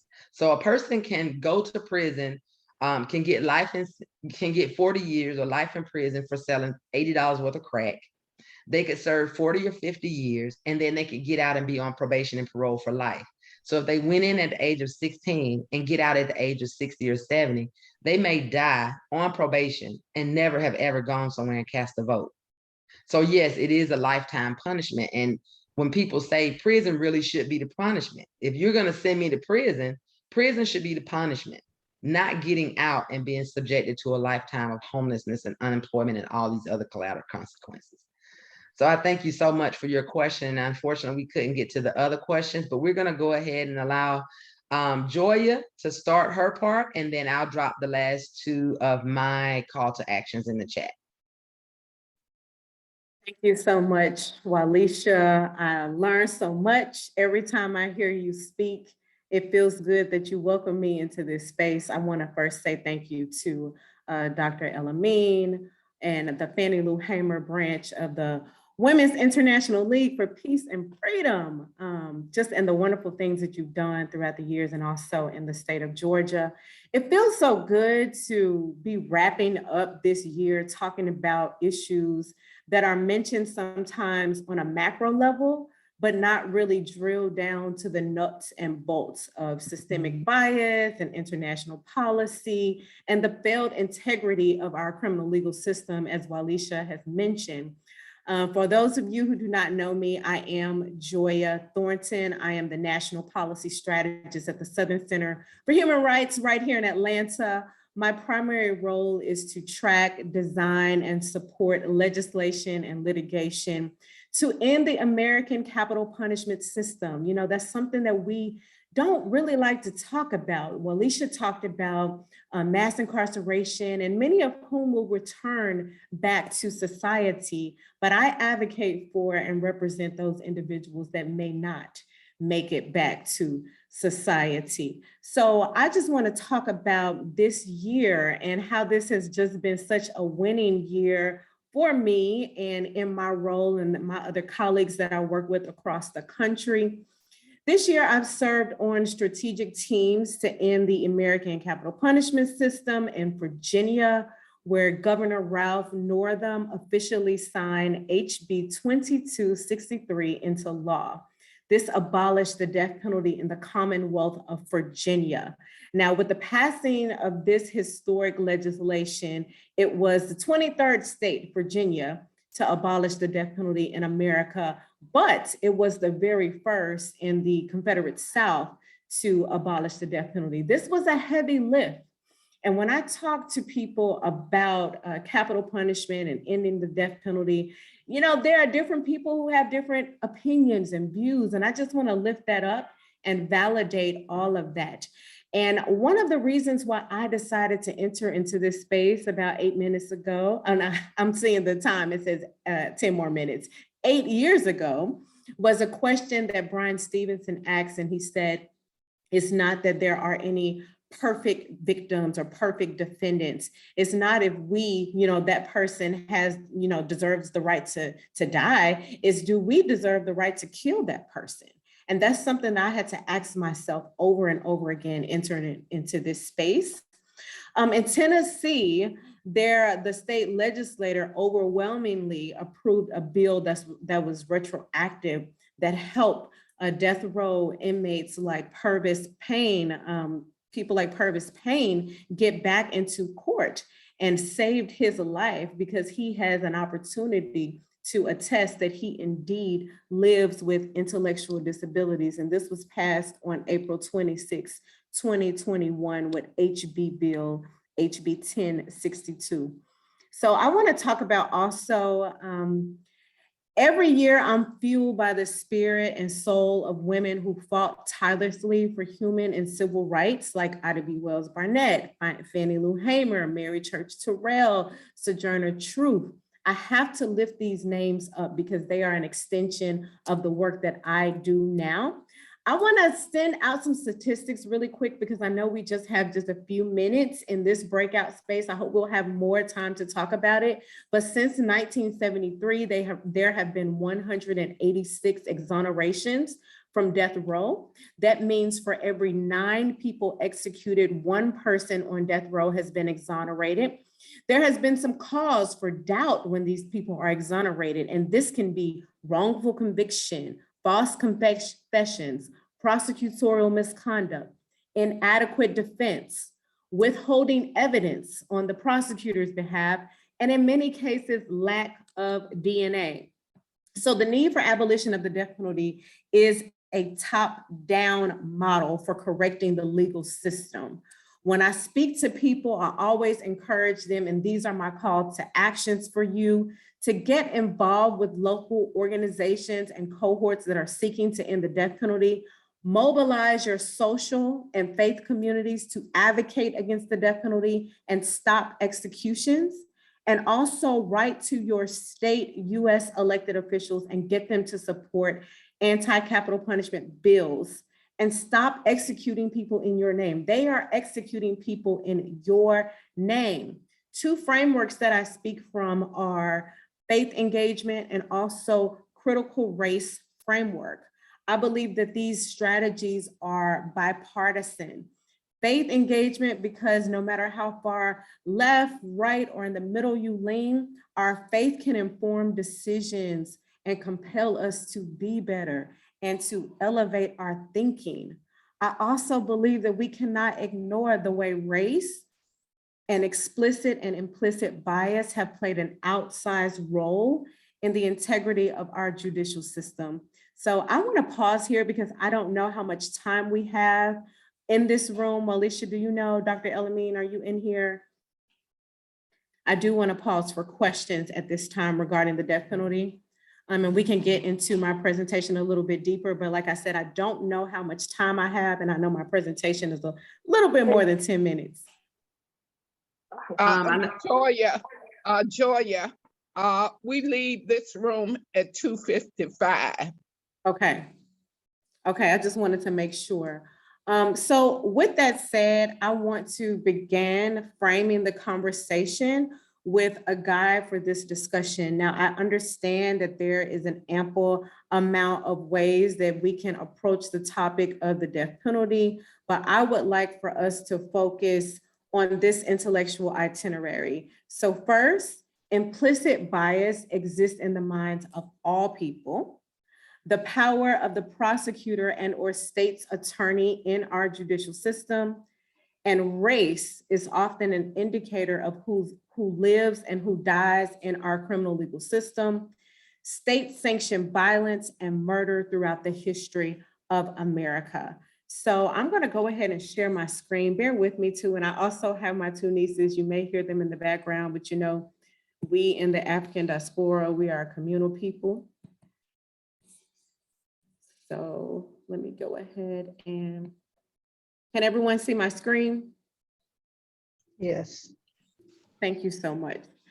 So I want to talk about implicit bias, and I'm going to scroll down to implicit bias. The definition of implicit bias describes when we have attitudes towards people and we associate them with stereotypes without our conscious knowledge. A fairly commonplace example of this is seen in studies that show white people will frequently associate criminality with Black or brown people without even realizing it. I want to bring up this map right now. And this map is from the Boston Police Department, and it confirms what many people in Boston and also nationwide have long thought and felt. Boston police officers target both communities of color and people of color at far greater rates than white communities or white people. This analysis by a Boston Police Department selected researcher. So the Boston Police Department selected this researcher, and they said that more than 200,000 of reports from police and civilian encounters from 2007 to 2010 found that Blacks were subjected to 63% of these encounters, even though they just made up about 24% of Boston's population. And we will find this in many reports across the nation. You know, I just think about New York, stop and frisk data, and the Baldus study in Georgia. I believe this map sets the tone of why there has been a historically mistrust of law enforcement in urban areas and communities of color. So I want to scroll down to biases in capital cases. So when you talk about capital cases, the very severe cases in our criminal legal system, the following data carries us to the most accurate fact that biases exist at every level in our criminal justice system, from the police to the prosecutor. Here's a quote from a police report from the Purvis Payne case that I talked about in Tennessee. He's a Black man who lives with intellectual disabilities in Memphis, who has maintained his innocence for 33 years of killing a white woman in rural Tennessee. The prosecutor in the case went as far as saying, look at the defendant's Black hand against her white skin. The police report also noted in his case that at the time of Purvis's arrest, he had a wild look about him. And all of this is intentional. In South Carolina, in the capital case of Johnny Olandis Bennett, his case was overturned in 2016 because the prosecutor in this trial said he was a monster, described him as a caveman, and that the defendant would be like King Kong on a bad day if we did not execute him. So I want to move on to biases of jurors in capital cases. In this same case, this Olandis Bennett case in South Carolina, after the conviction, it was an attorney that asked the juror, why did you convict my client despite the evidence that was proven? And they said that, the juror said that, oh, because he was a dumb end. And I apologize for saying that word, but the juror said that after going through the entire week, I just felt that the cards were stacked against him. I felt that way about him. Finally, on the forensic side, I want to talk about the case of chemist Annie Ducon. She was responsible for determining if defendants possessed drugs or if they were under the influence. She tampered with and guessed both correctly and also incorrectly substances without going through the procedure of accurately testing their drug tests. She said that she seemed like she was in a state of glory. She said that her coworkers depended on her, and she felt that she was getting a lot of bad people off the street without even accurately testing their drug tests. So again, this issue of biases existing in the minds of people that lead to convictions and that lead to death sentences. And this is a map that just talks about all of the misconduct conducted by Annie Ducon in Massachusetts. All of these cases, thankfully, were overturned and some people were released as a result of her misconduct. I want to talk briefly about why prosecutors matter. In the last 10 years or so, prosecutors have come front and center in regards to how we can be more proactive about our criminal legal system. You have some prosecutors that are very hammer and nail, and they believe in law and order. And you have other prosecutors like Wesley Bell and Kim Fox and Larry Krasner, who believe in more of a reformative approach. I just want to show us this map of prosecutors. Even to this day, it is largely white men and white women, and just a short percentage of people of color. I'm going to stop because I did see that it was 5 minutes left to see if anyone has any questions thus far on any of the material that I have presented. I know I wasn't able to go through all of them, but I do want to pause if there are any reflective thoughts here. And I can't see the chat, so if someone can help me.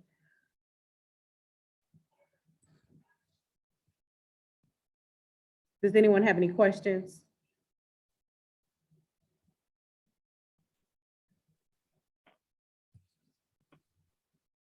There's nothing showing up in the chat. Okay. Well, Joya. Yes, Dr. Elamine. Yes. And I love the way you call me Dr. Elamine. It's kind of a community joke here.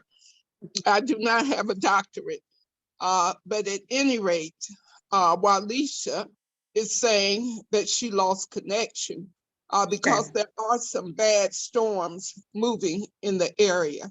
There are. Mm-hmm. And I'm in Columbus and it's been cloudy all day and I've lost some connections to some of my devices. So I'm using my phone as a safe device. But Joya, that was an excellent presentation with so much I think you went on mute. Sometimes that happens to her phone. Okay, okay. She'll be back. Okay. Well, Can you hear finally, me now? I can hear you now. I can hear you now. I was just about to say something. Good. Well, what we want to do, because it's 2:53, so we should start moving back into the main room. Now, what's Okay. going to happen in the main room, Joya, is that you or Walisha needs to kind of outline what some of the actions that you propose, because everyone needs to understand that in the session from 3:15 to 3:45, the two of you are charged with coming up with 3 action proposals, no more than 3. So when you do the second session, you can answer any questions that people have, but you really want to focus on getting some agreement, because there were 30 people in this session. And so this was probably the largest session. And so people didn't have a lot of time to ask questions in terms of planning this session. You should have had about 20 minutes of presentation and about 20 minutes of discussion, but that didn't happen. So now both the Ellens are in this session, and so they will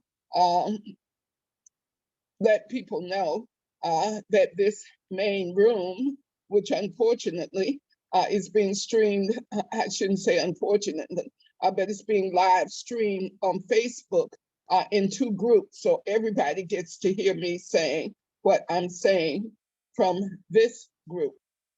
So we should start moving everyone back into the main room, Ellens.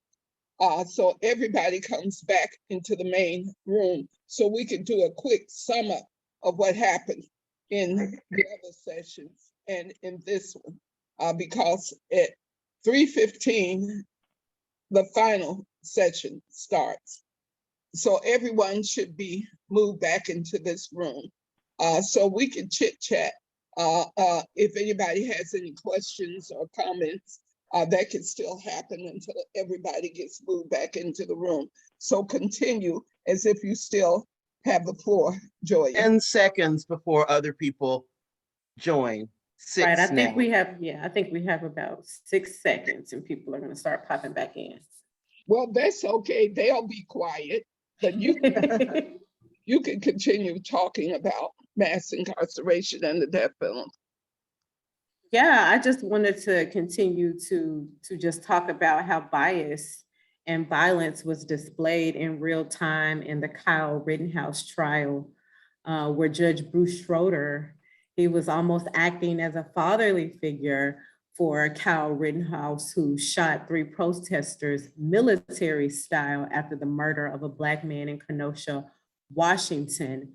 You know, despite Kyle's clear, intentions for going to Kenosha, he was actually protected under our criminal legal system. So it kind of forces us to ask a couple of questions on how we can leverage faith and justice and the power it brings for family and communities. We have to speak directly to the issues of Black people in the judicial system. We also have to understand that even though there may be a defendant that is guilty, the question is, do we as a civilized nation have the right to kill?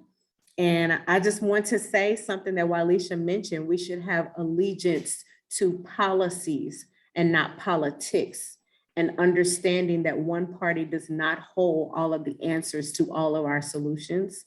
And I'll just be happy to answer further questions later on.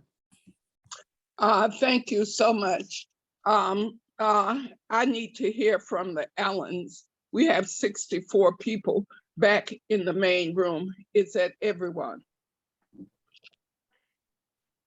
Also, I don't know if you all knew it or not, but the recording is paused. So I don't know if somebody paused it intentionally or not. No, it wasn't.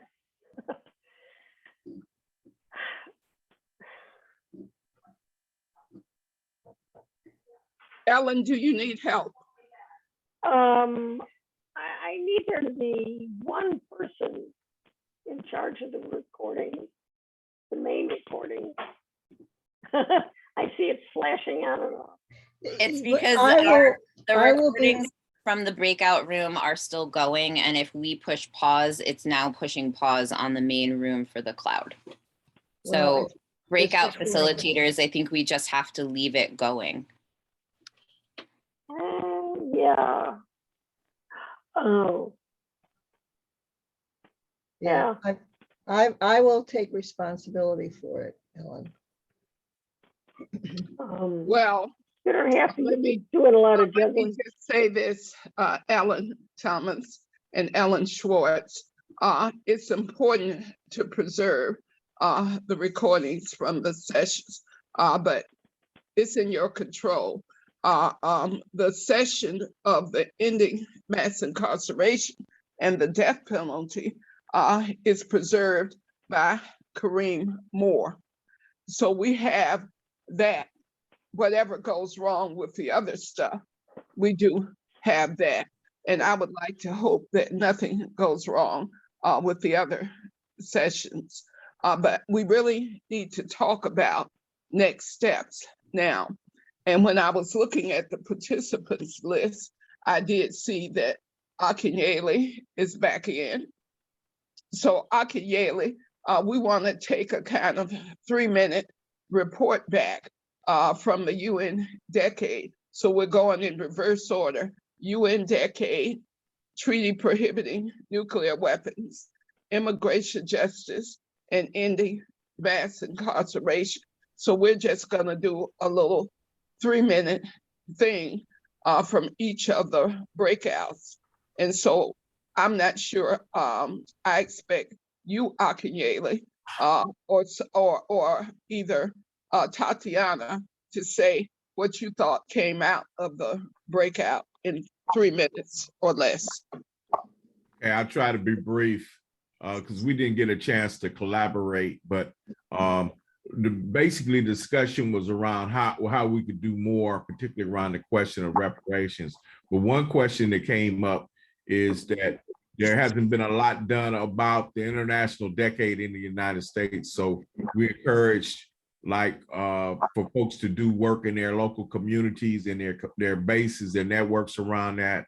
We wanted again to, there was just more emphasis on some of the participants in the thing on how do we bring this question of reparations to the street? And it's not only with white folks, but it's with Black folks, right? How do we get more of a community conversation on it? And then there was a suggestion that I provide to the Fannie Lou Hamer branch to distribute a resource list so people can get more information. Tatiana, am I leaving out anything?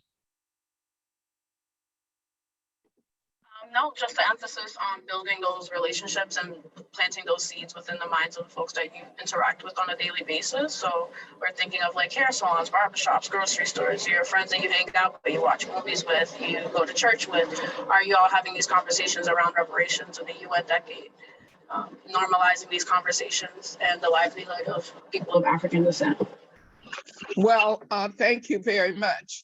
Akinyele, when you came to Columbus in 2014, after Ta-Nehisi Coates put out that important Atlantic magazine article on a case for reparations, that presentation that you did back then, you can do that presentation again in Columbus over this next year as we're building to the second annual Fannie Lou Human Rights Conference. So I agree, as an action proposal, education is key. And when I saw that presentation in 2014, I learned so much. So we'll invite you back, Akinyele, to Columbus, Georgia. Thank you. Love you so much, Akinyele. You're just so wonderful. I appreciate it. And the treaty prohibiting nuclear weapons. Rebecca, if you could report back on what you did in that session. Yes, thank you. It was a great session. We talked, I presented a little more on the treaty and actions that have been going on around the TPNW, and we talked a lot about divestments.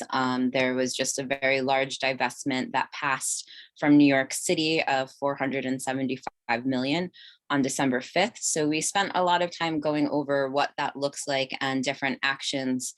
We have a list compiled with links for people to check out. And I think we have, about 10 different links right now of different actions that people can take with specific legislation that is being brought to Congress or the Senate. So in our next session, we'll whittle down how many actions that we want to work on. And then I saw also that Barbara put in that there is actually a working group or committee that's working on this in WILF. So I think it would be great to connect that working group with the list that we currently have and the people saying that they want to be involved.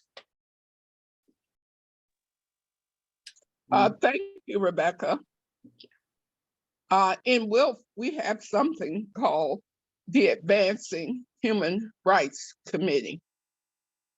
It has 5 subcommittees. One of the subcommittees is the UN Decade for People of African Descent and Reparations. Another subcommittee is Ending Mass Incarceration and the Death Penalty. We also have Immigration Justice and Racial Justice, and also the UN for Women, which Barbara Nielsen is the convener of that committee, along with possibly some others. We do not have, as far as I know, a working group specifically on the TPNW, but the Disarm in Wars Committee is charged with doing that work, and Cheryl Spencer is a co-chair. So next we'll hear from Immigration Justice. Adrian, please. Thank you, Teresa. Yes, we came up with some suggestions about what we can do, and working off of what Asade had said about national and local. And these are as far as in no particular group order, but one of our suggestions was letters to representatives supporting the Build Back Better legislation that has in it a component for immigration justice.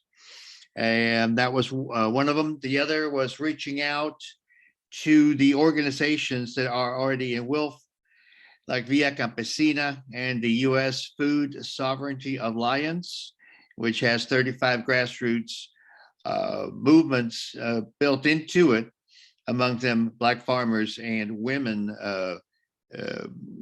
growers, women who harvest our foods. Another idea was to reach out to and to get some of these organizations, either encourage them to be part of podcasts so that people are more aware of immigration issues.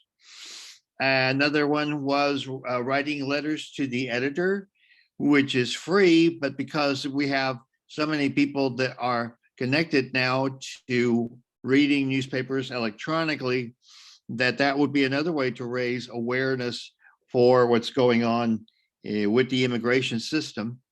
And then finally, we had a suggestion of making a list that perhaps that people could refer to. It's something that we could post on WILF so that people who are in different states know what organizations are there that they can go to.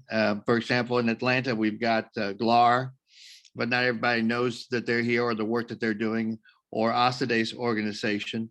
And then, of course, we also had a list of other groups that are also working with immigration, like BAJI, the Black Alliance for Just Immigration, the mijente.net, and of course, the American Friends Service Committee, and some others.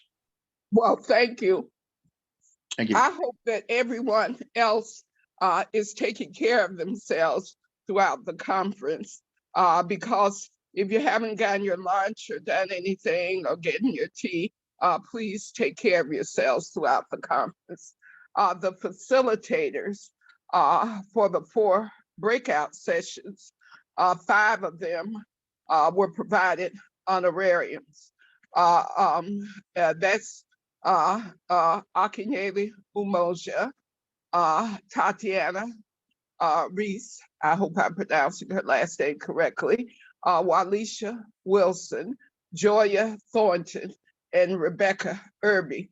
Thanks to the grant from Wilf National, we were able to give each of those facilitators a $200 honorarium. And Kareem Moore, who is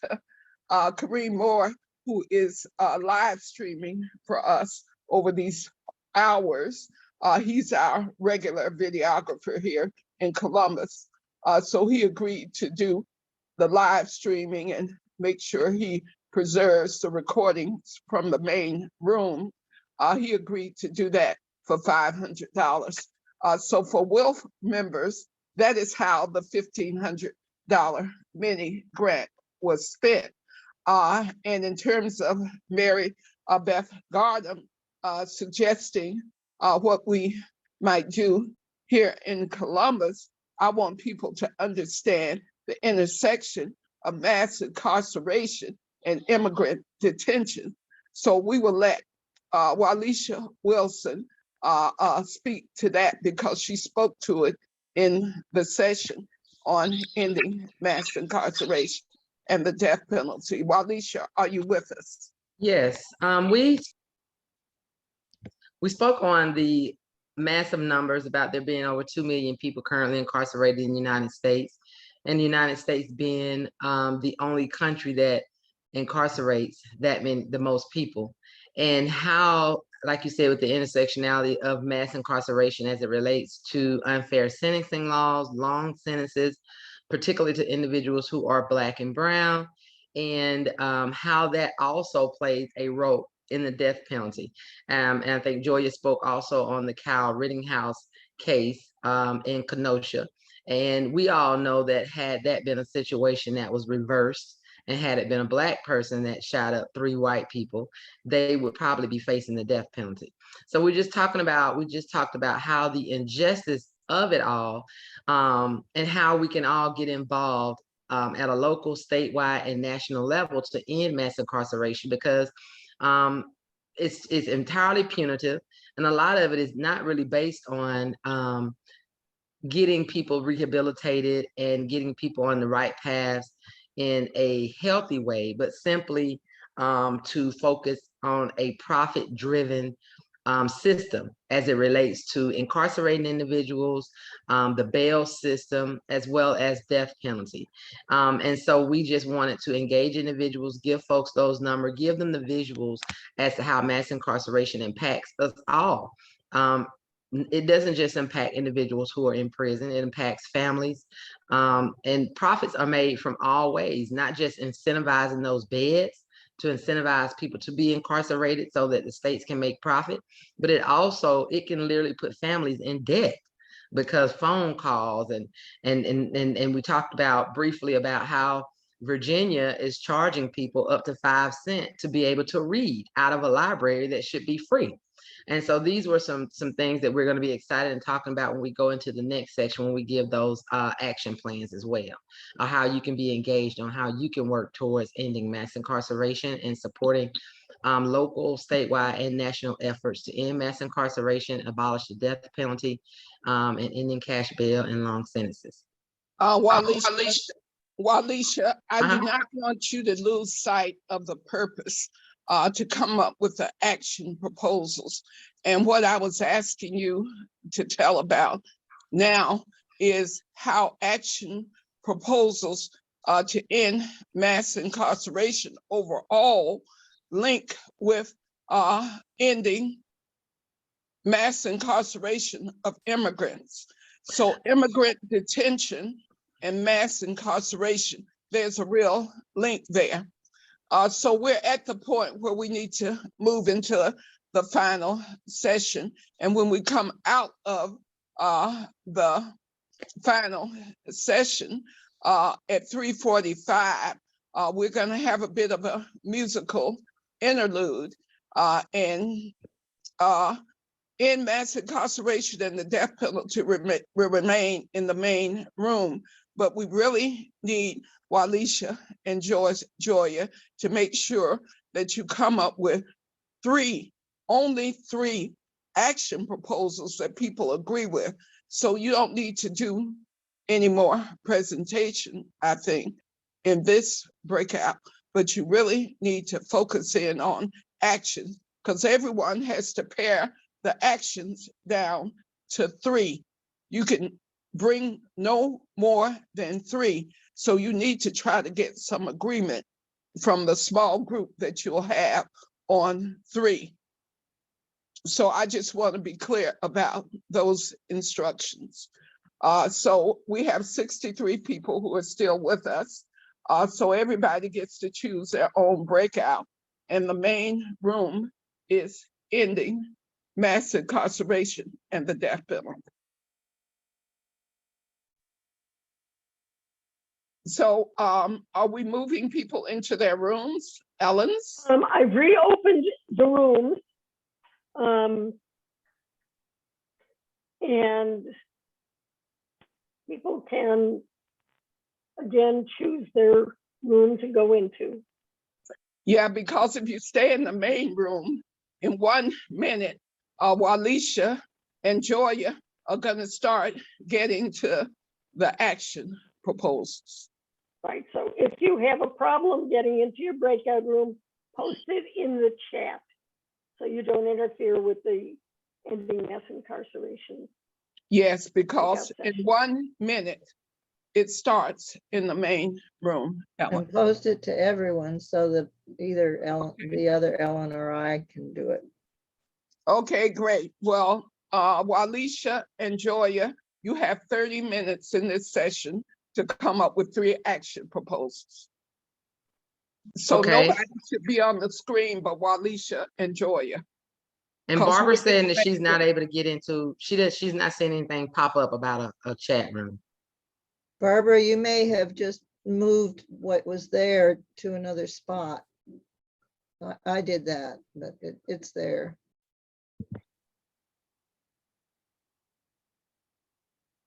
So It's Walisha, nowhere on my screen, Ellen. There's only a leave meeting. well, Ellen, you need to remove Barbara from this room so that we can get on with the end mass incarceration and the death penalty in the main room. Where do you want to go, Barbara? TPNW. Thank you.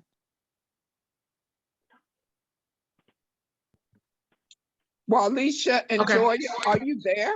Yeah, we're here. We ready? Okay. Yes, Well, we're here. I'm not spotlighted though. Oh, there I am. Thank you. So Joya, if you wanted to do yours, I'd rather you go ahead and do yours. And then out of this 30 minutes, we could, we'll have 3 at the end between the both of us. Well, Walisha, let me help you and Joya with this. Okay. One of the things you were asked to do is come up with some proposals so that you would come into the meeting with 5 proposals. So that way, when people are discussing,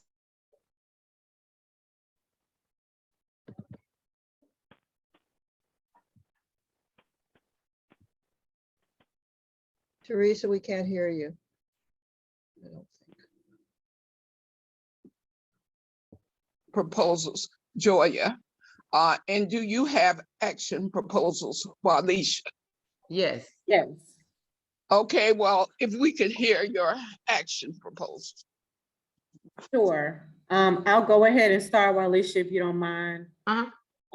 So the first thing I feel that is immediate If you are someone who is interested in advocating, abolishing the death penalty nationwide, both on a state level and federal level, next year there are 2 bills on the floor in Ohio that we have been really mobilizing behind faith communities, social communities, also other communities. And this is House Bill 103 and Senate Bill 183. We definitely want you to be vocal on supporting Ohio. It's kind of an all eyes on Ohio. Ohio needs our support. There are also some bills in Wyoming and also Utah and Nevada, but we feel strongly that the ground is fertile in Ohio for us to go ahead and pass those bills. And if you want to get involved with mobilizing and helping Ohio, again, I will drop my information in the chat, but I believe the conference also has our contact information. The next one is I want you to get involved with local organizations and other cohorts that are seeking to end the death penalty. This can be GFADP, so Georgians for Alternatives to End the Death Penalty, right here in the state of Georgia. You also have a Texas coalition to abolish the death penalty. If you do a quick Google search, there are different chapters of different organizations that are seeking to end the death penalty and disseminate public information on the death penalty in your particular state. I also said that another call to action, and we can talk about these things, is to mobilize your social faith communities, and I will also say family members, to advocate against the death penalty and to also stop executions. There's an execution coming up in Georgia at the top of the year. We're going to need a lot of support to stop that particular execution. And again, just this year, I was very successful in advocating for Purvis Payne, and we saved his life based on a retroactive intellectual disabilities bill. And Julius Jones in Oklahoma, at the 9th hour, Governor Stitt committed his death sentence to life without parole, which is still not a win, but we're seeking other strategies to bring Julius Jones home. And again, lastly, write to your state and US elected officials and support the federal bills also on the ground in Washington, DC, that are sponsored by Representative Ayanna Pressley and also Michael Espaillat against the death penalty in our country federally. And make sure you're vocal about stop executing people in your name. The people that are for the death penalty, this is what they say: the people want this. The people want us to execute individuals. There is so much information out there. If you are a visual learner, if you Google things like Just Mercy, Equal Justice Initiative, they have some really great videos. The ACLU, they have some really great videos, because I'm a proponent of, before you can advocate for something, you need to educate yourselves about it. Again, since 1973, there have been 186 exonerations. So for every 9 people we executed, 1 person was exonerated. There was enough evidence that had been brought against them to exonerate them from death row. So those are a couple of my proposals. I also saw in the chat that there are 3 governor-imposed moratoriums. So you have 23 states that have abolished the death penalty. We have a ways to go. One of my key things to do for next year and the years to come is to really start targeting the South.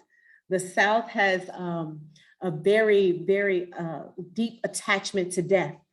There's a map that I wanted to show that the same states that held on to lynching even to the 50s are the same states that are holding on to capital punishment and executions. So Alicia, I'm going to pass it to you, and then we can unpack both of the things that we propose.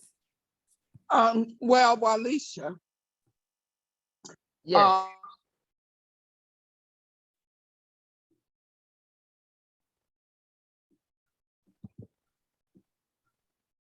You went out, Teresa.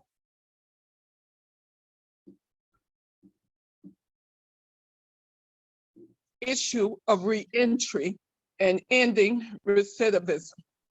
Because what ends up happening is that people get out and they go back because they can't get housing, they can't get jobs.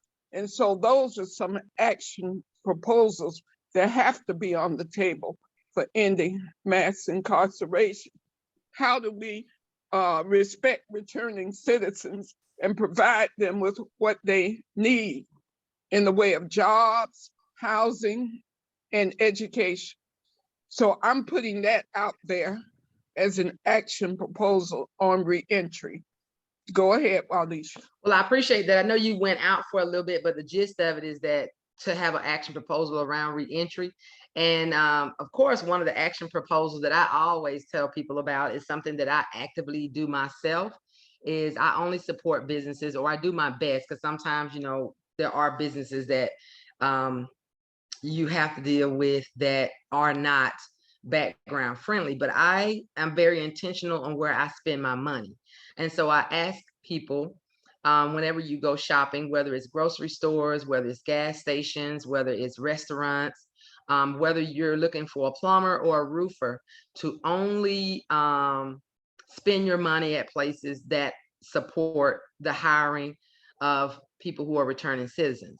And for those who do not, when you engage in that conversation with them and you choose not to spend your money there, you let them know why you're not spending your money there. And that as a citizen, you want to support people who are returning home. But I think one of the other more pertinent and key issues, like Teresa has mentioned, as well as Joya, is educating. And you can educate wherever you go. I often get asked, well, why did we just leave that place? And I will tell them it's because that person does not hire individuals who are returning from home. And I take it personally because I'm a returning citizen, and I just in good cause cannot try to, you know, support in, you know, businesses who would not hire me. And so that is one of the action plans that I'm always telling people about, to support businesses that support us, or your loved ones and the community. Because without employment and without housing, recidivism rates do rise. You know, you're never going to say there's a high crime rate, but not understand that a large number of the people who are committing the crimes are people who are doing it out of desperation to take care of their families. And it's because of poverty. Poverty drives crime. And so one of the other action steps I wanted to really speak on, which does interrelate with reentry, is to engage your local chambers of commerces, as well as your local city council members, about policies, local policies, on how to not only recruit businesses to come into your city that are background friendly, but also to talk about wages. One of the biggest issues that we're seeing now, we have several states that have actually raised their minimum wages, and people need a living wage. And again, because a lot of people commit unlawful activities, is based out of poverty. And so that would be one that I would say to engage your local legislators on recruiting background friendly employers, as well as engaging your local city council members. Some places they're called commissioners, and wherever they're called, the people who make the policies and laws on issues to make true and evidence-based legislation. We have a lot of places that are saying about ban the box, but a lot of time that stuff is only in word only. And so we need to hold folks accountable and say, hey, 3 years ago, you all started a ban the box, but we're not really seeing people who it was meant to really work and help, those people being benefited from it. So not only do we need to engage our local legislators on these issues, we need to follow up with them, and we also need to hold them accountable when they have promised to do some things and they have not done that as well. Thank you, Walisha. There's a lot on the table, and you have to get it down to 3. So this would be a good opportunity to hear from the other participants on what they think priorities should be based on everything that you enjoy.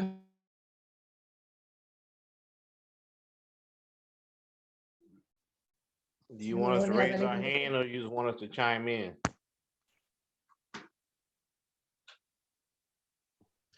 That's fine. I just wanted to address, I know in the chat, Ponchelis made a suggestion that we propose, challenge our local, state, and national government HR directors to offer career opportunities to returning citizens, and to transition them into careers instead of jobs.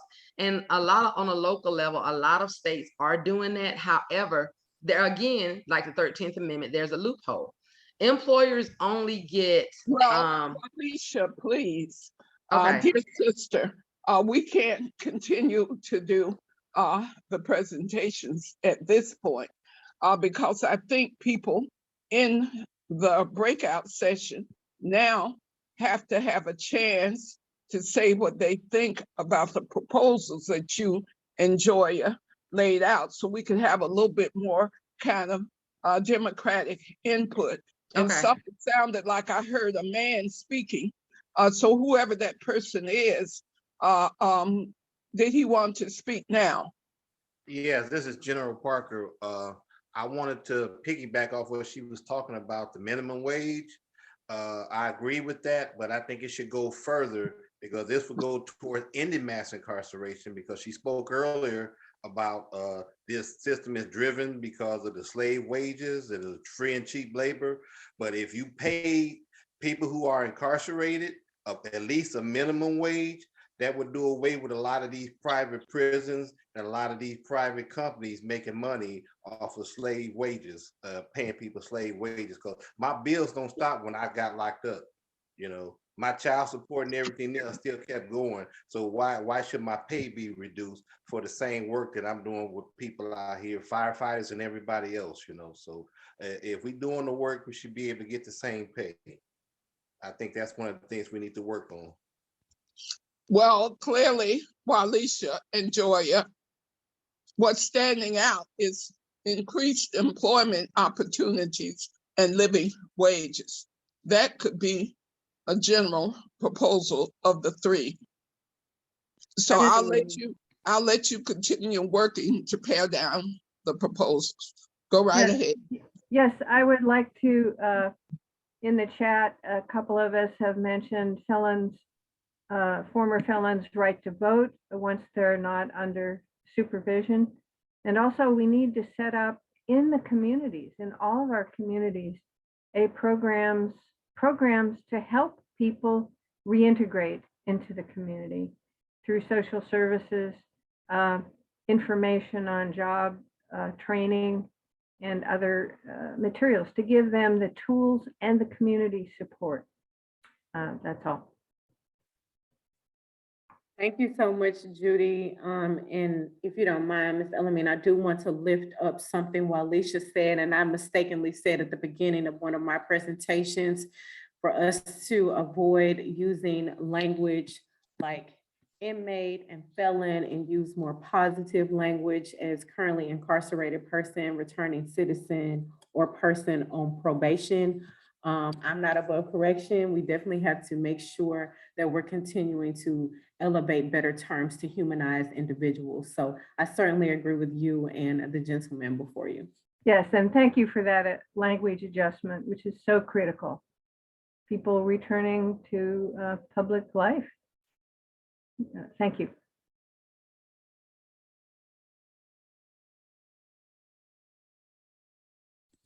Are there any others pertaining to mass incarceration, the death penalty in particular? You know, I'm very passionate about it. I try to compel others to be just as compassionate.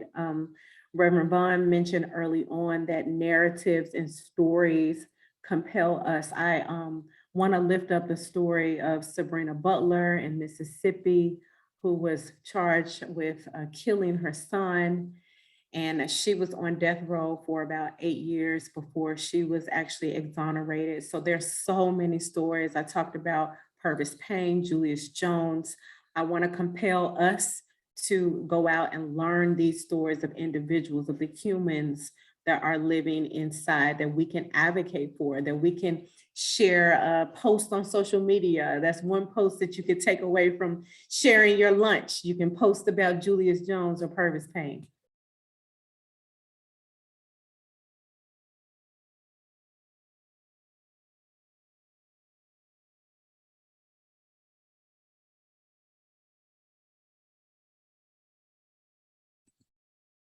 Are there any others? Yeah, this is an opportunity for people to speak up. And George Friday is raising her hand. Thanks, Joya and Walisha. I've learned a lot just being a fly on the wall here for the last 2 sessions, and I appreciate the recommendation around employment opportunities and wages.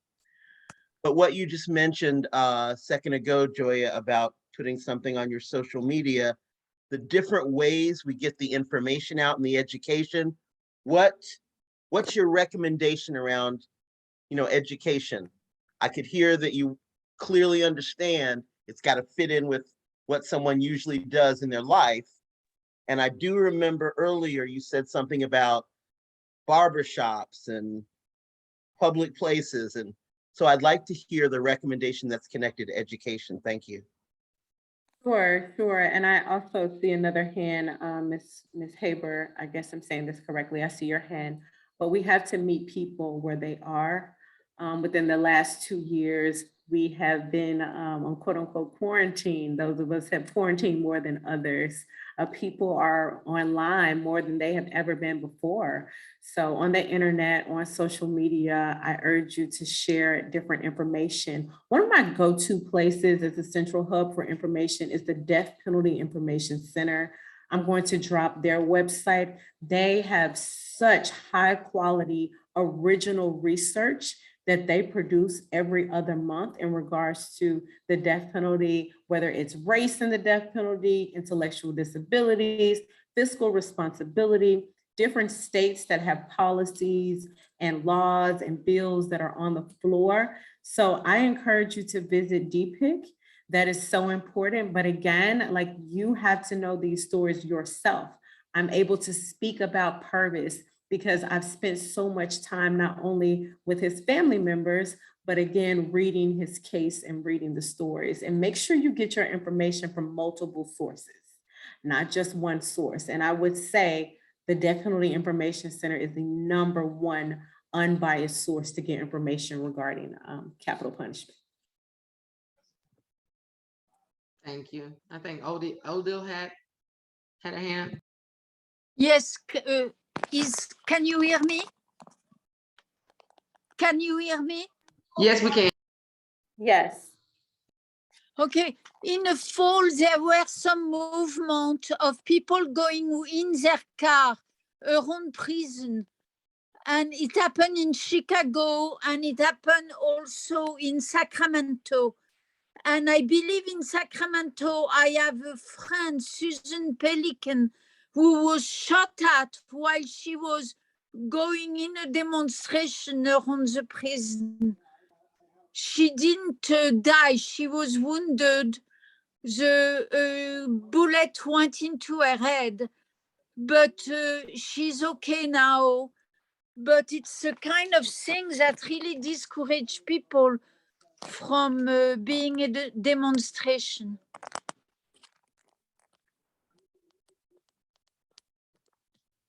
Could you hear me? Yes, thank you so much for lifting that story up. Is there some type of action that she needs or support that she needs that the group can offer, or do you need support in supporting her?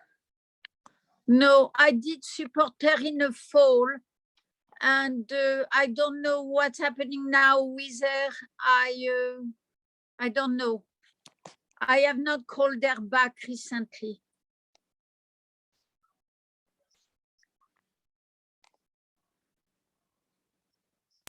And have you engaged any of the local, any of the elected officials?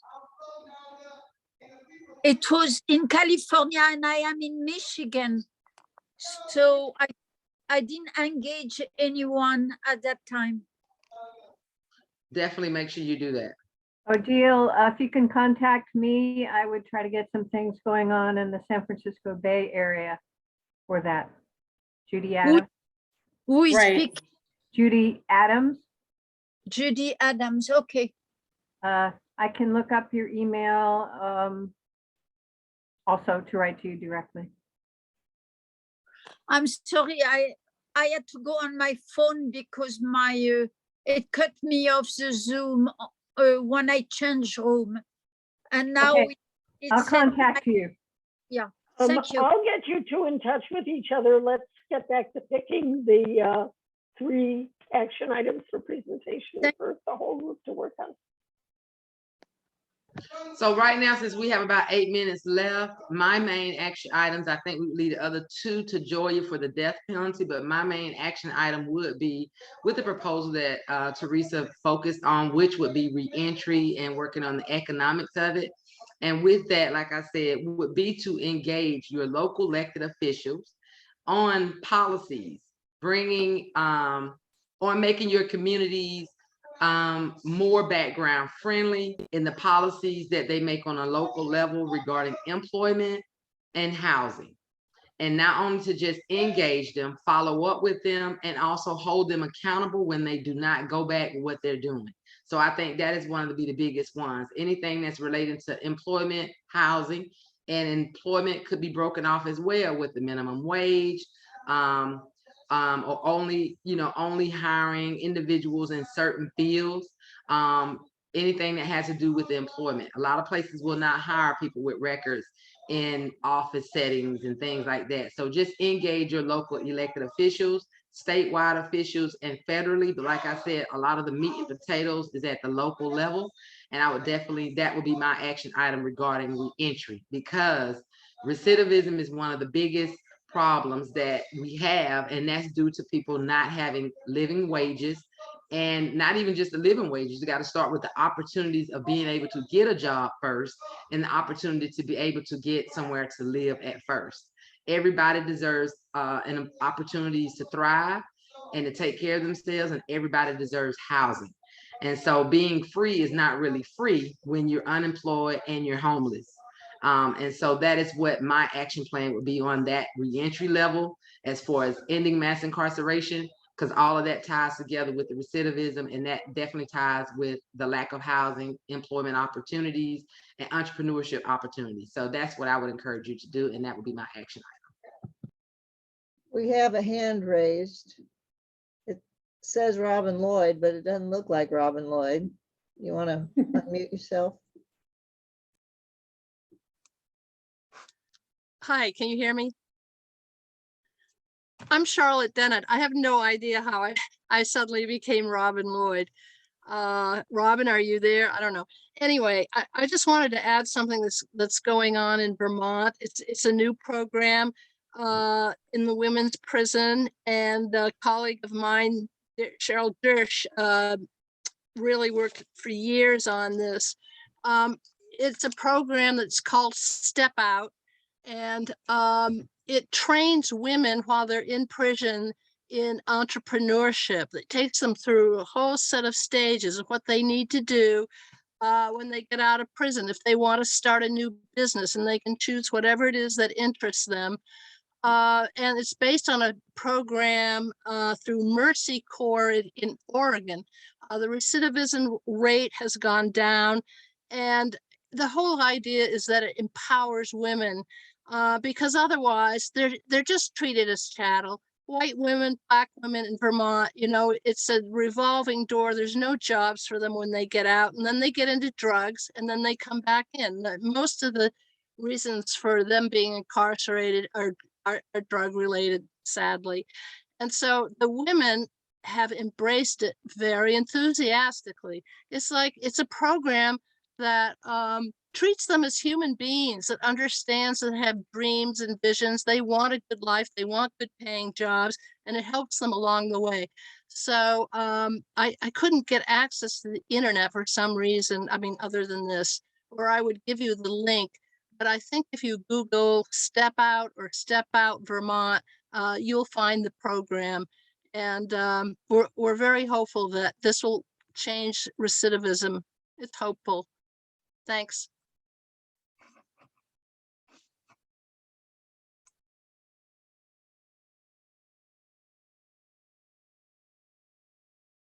Thank you so very much for that. I definitely am going to be Googling more about this program. I think a lot of folks do focus on employment, and I think entrepreneur is also a great avenue. So I think that's a great program. Thank you so much for that.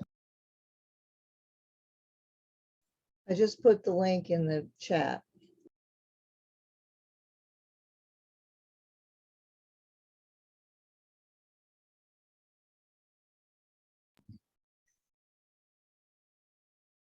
There's another hand, Marion Douglas Ungaro. Oh, okay, Mary. Good afternoon, everybody. Good afternoon from Washington, D.C. Good afternoon. And hello to George, Friday, and Teresa, El-Amin. We've known each other for years, haven't seen them recently. Some of the folks from Women's International League for Peace and Freedom, which I have been involved in the not too distant past. I just wanted to thank everybody for this event. Conica Dunson also, who told me about it. I just found out this afternoon when I saw my email. And of course, International Human Rights Day was yesterday. This is also the month, December of 1951, that Black Americans took the petition to the United Nations called We Charge Genocide. And this is still absolutely pertinent. So all the things that are being discussed right now, the mass incarceration, lack of employment, and other ways that people are exploited are all the basic issues, but we have to look at the higher level. I have a group that I started 14 years ago, Afro Americas Network, because it's the whole population in terms of racial. It's not just about race, it's about slavery, the history and the legacy of Black slavery, not just in the United States, but in the Americas, across the Americas, the Black populations.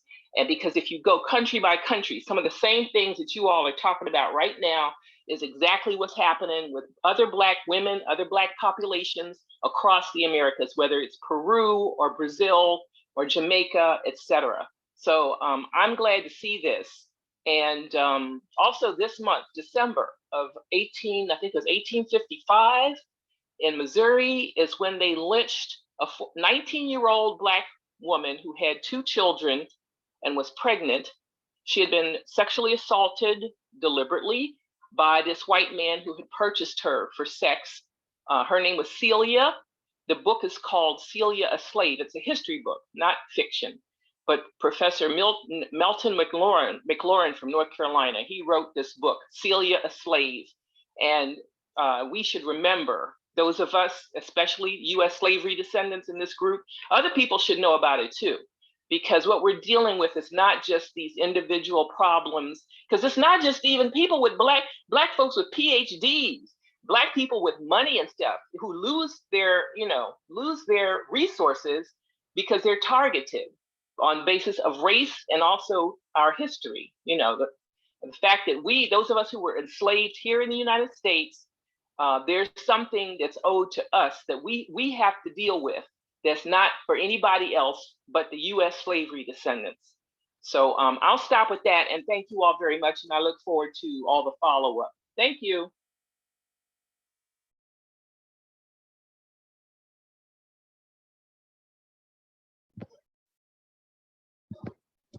Thank you, what you just said. I think we should also in Wilk Branches focus on redlining in our communities where Blacks and other people of color were written into covenants as being prohibited in buying property. And excuse me, Judy, it's 3:46. And so we're trying to stick strictly to the time. So people are starting to re-enter the main room. There are only 28 people, as best I could see, in this main room.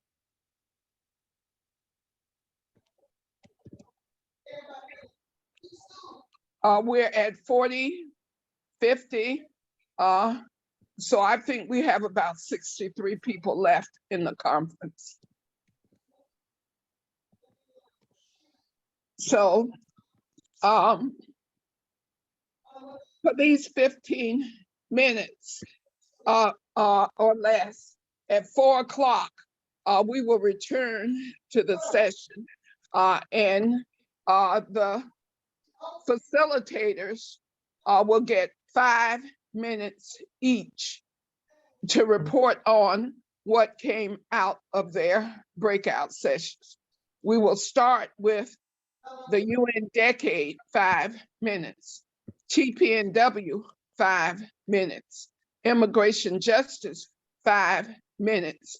And then ending mass incarceration and the death penalty, 5 minutes. And then we'll open it up for any objections. But by the time we get to 10 minutes till 5, we will know exactly what the 12 proposals are that we are in agreement on.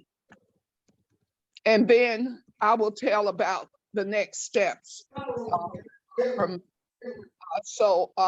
George, I think it's time for the musical interlude. Everybody should take a break, get yourself something to drink or whatever, and come back at 4 o'clock. Thank you.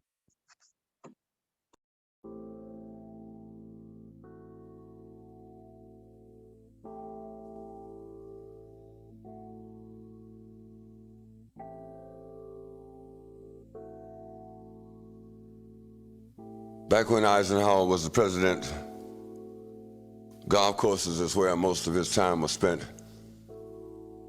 So I never really listened to what the president said because in general, I believed that the general was politically dead. But he always seemed to know when the muscles were about to be flexed. Because I remember him saying something, mumbling something about a military-industrial complex. Americans no longer fight to keep their shores safe, just to keep the jobs going in the arms-making workplace. And then they pretend to be gripped by some sort of political reflex. But all they're doing is paying dues to the military-industrial complex. Military and the monetary. Military and the monetary. Military and the monetary. The military and the monetary get together whenever they think it's necessary. They turn our brothers and sisters into mercenaries. They are turning the planet to a cemetery. The military and the monetary use the media as intermediaries. They are determined to keep the citizens secondary. They make so many decisions that are arbitrary. We're marching behind the commander-in-chief who was standing under a spotlight shaking like a leaf.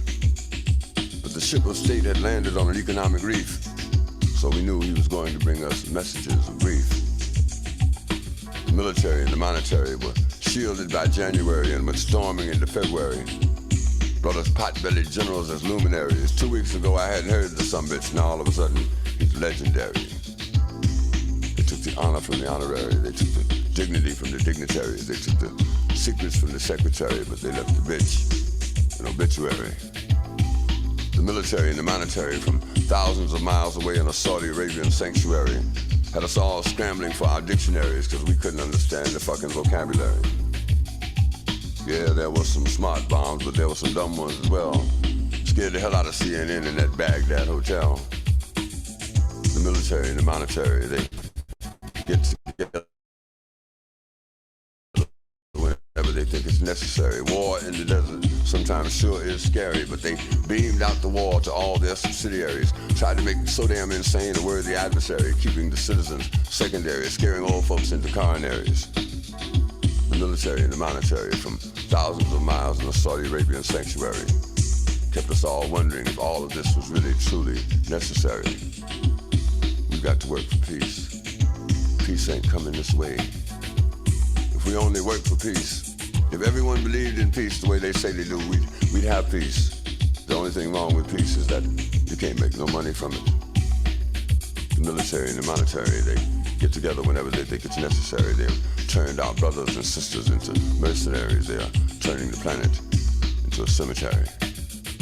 We've got to work for peace. Peace ain't coming this way. We should not allow ourselves to be misled by talk of entering a time of peace. Peace is not the absence of war, it is the absence of the rumors of war and the threats of war and the preparation for war. Peace is not the absence of war, it is a time when we will all bring ourselves closer to each other, closer to building a structure that is unique within ourselves because we have finally come to peace within ourselves. Military and the monetary, military and the monetary, military and the monetary. get together whenever they think it's necessary. They have turned our brothers and sisters into mercenaries. They are turning parts of the planet into a cemetery. What you gonna do? Military and the monetary. Military and the monetary. What you gonna do? We hounded the Ayatollah religiously, bombed Libya and killed Gaddafi's son hideously.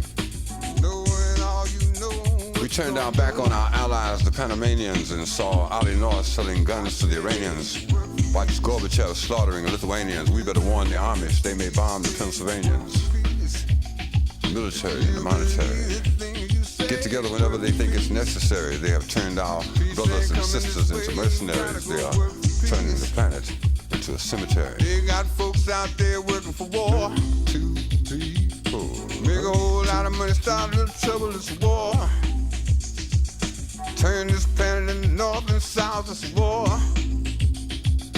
Start a few rumors over there, make money with a war. Peace. Say it to yourself. I believe we got to work for peace. Peace ain't gonna be free, you gotta work for peace. If you believe in peace, gotta go to work. They got folks out there working for war. Start a little trouble over here, what you got is war. Turn these folks in the north and south, it's war. Start a little trouble over here, what you got is war. Tell everybody you know, we gotta work for peace. Gotta work, gotta work. Believe in peace, time to go to work.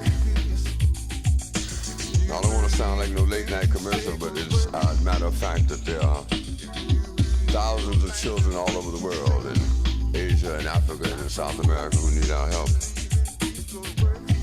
When they start talking about 55 cents a day and 70 cents a day, I know a lot of folks feel as though that's not really any kind of contribution to make, but we have to give up $1.50 just to get in the subway nowadays.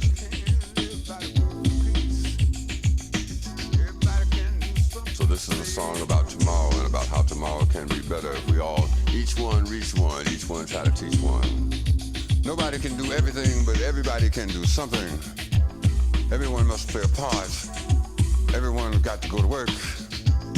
Work for peace. Spirit say work. Work for peace. You believe in peace, say go to work. You believe in peace, time to go to work. Can't be waving your hand no more, go to work. Everything you ever really wanted, had to go to work.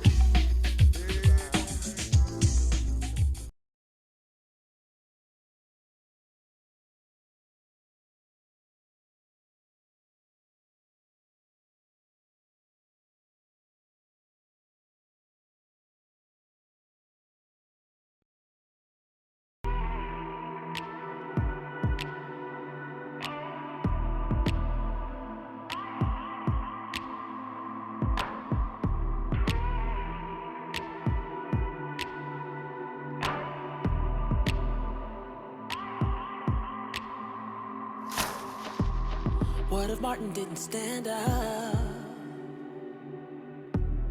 What if Rosa didn't sit down? What if Malcolm didn't man up? Where would we be now? What if Marley didn't get up, stand up? What if Du Bois didn't come to advance us? And Mandela didn't come to teach us? Where would we be now? We are the ones we've been waiting for. We can change the world. We can change the world with our love, love, love, love, love, love, love, love. 'Cause it is up to us.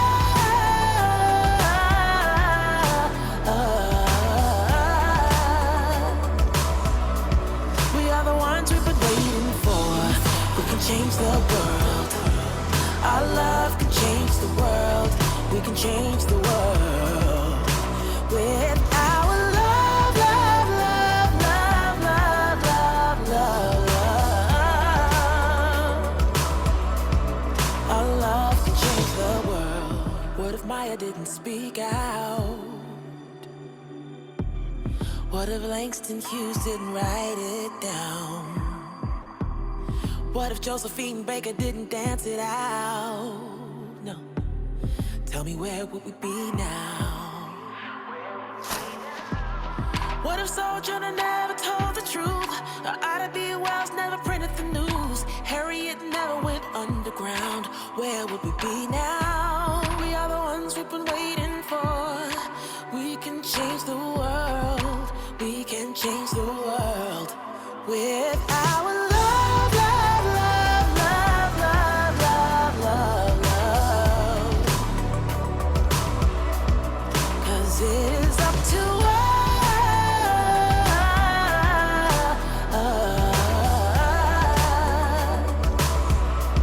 We are the ones we've been waiting for.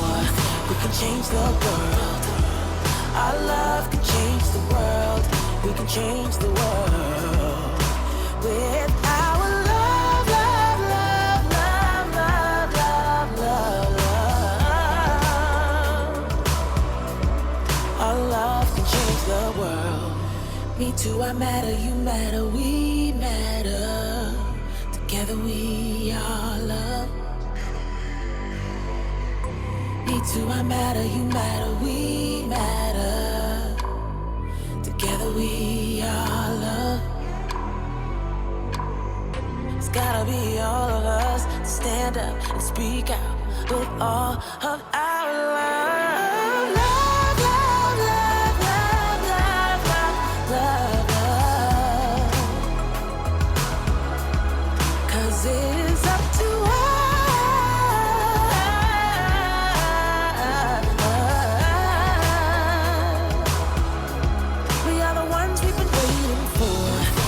change the world.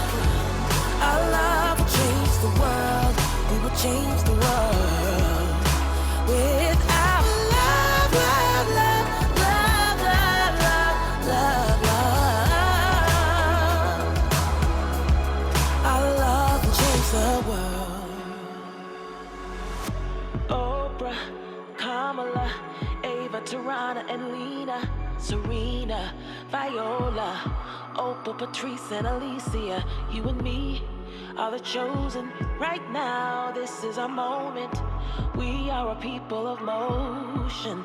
Our love's gonna change the world.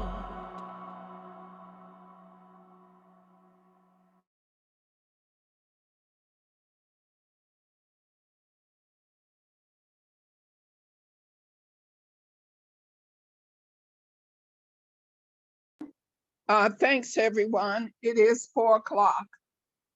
And Marion, Marion Ungaro, I am so glad to know you're still around. Well, what we're going to do now is hear from facilitators from the breakout sessions. They've been asked to do a 5-minute presentation on their action proposals. They are not going to do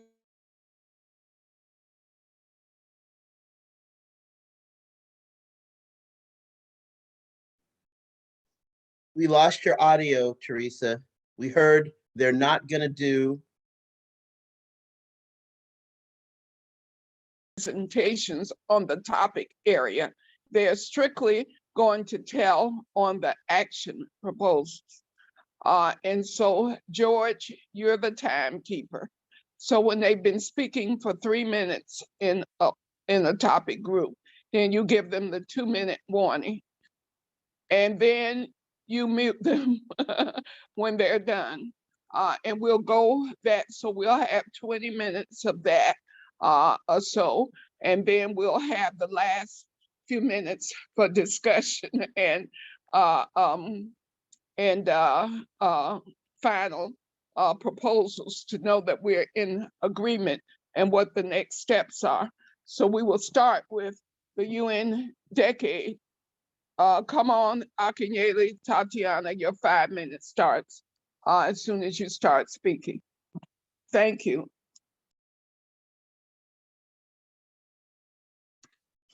Okay, so our group, our breakout session decided on 3 proposals. Our first proposal is writing to our legislation body.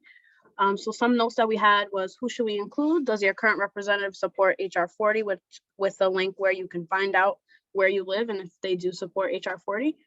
And tips on how to send and contact your congressperson by sending them certified mail or return receipt so that inquiries and requests don't get lost or ignored. A creation of a unified email, draft / phone script, and communicating with folks like Pelosi and Clyburn to urge them to bring HR 40 to the floor with direct links to their sites. And then lastly, how to write to your Congress around HR 40, which is a site that will help you with these drafts. For our second proposal is creating and facilitating an educational resource list, and which would include a workaround HR 40 and local commissions and initiatives, a shareable resource list that will help support spread knowledge around the UN decade and the reparations movement within the US, a 3-minute informational video on the UN decade, a video overview of Black women at the forefront of the reparations movement to upload onto YouTube, and a link to NCOBRA, and reaching out to organizations like the Algebra Project who are culturally relevant and already doing the work of repair, and a link to First Repair, which is an organization that can help locally with reparations movements run by Alderman Ruth Simmons. And our final proposal is a city level actions. How can we were answering the question, how can we propose to do this work at the local level? We have hosting listening sessions with the community to engage in conversation around reparations, invite speakers with expertise in reparations to facilitate the discussion, understand the belief systems of the various groups working around reparations, for example, NCOBRA, asking questions of the representatives of the groups you connect to and identify the ideology of the group and any previous work they've done, compare notes to find which organization is a good fit to volunteer with or support, and lastly, national and local demonstrations for Juneteenth and MLK Day and having them recognized. And that's our final proposal. And Tatiana, I just want to add, there's another resource around culturally relevant education. It's called a Culturally Relevant Classroom. I'll provide that website and link. Wow. Wow. Beautiful, Tatiana. We'll be so glad when you're a member of WILF in Rhode Island, as we discussed. We're going to build that Rhode Island branch, Tatiana. So next we have Rebecca Irby on the TPNW, 5 minutes. Okay, thank you so much. And you'll notice that a lot of our actions are very similar to Tatiana's. So we also, our first action was around contacting local and state representatives. So we have a number of different resources that people can access. These links are links to templates that you can use. So scripts as well, scripts for calling, as well as letters that you can change and make it relevant to your state representative. So there are letters that you can sign on to, as well as scripts for calling. So we found there was a lot of interest in these types of actions. They're shorter to do because the scripts are already created. It's something where you can literally go on the website, make the phone call, or just send an email, which has a really big impact. So that was kind of an easy lift. The next piece that we're looking at, so for action number 2, is divestment. This is a longer game, something that requires more time and a committee in some cases. So there are personal divestments that people can do, and that has to do with your bank, where you choose to put your money. You can find resources to find out if your bank is on the list of banks. We call it the Hall of Fame or the Hall of Shame. So you can see where your financial institutions lie. I personally did this for my businesses as well as my personal finances. So making sure that all of the money that I have coming in and that I'm using are put into places where that money will not be going to nuclear weapons manufacturers.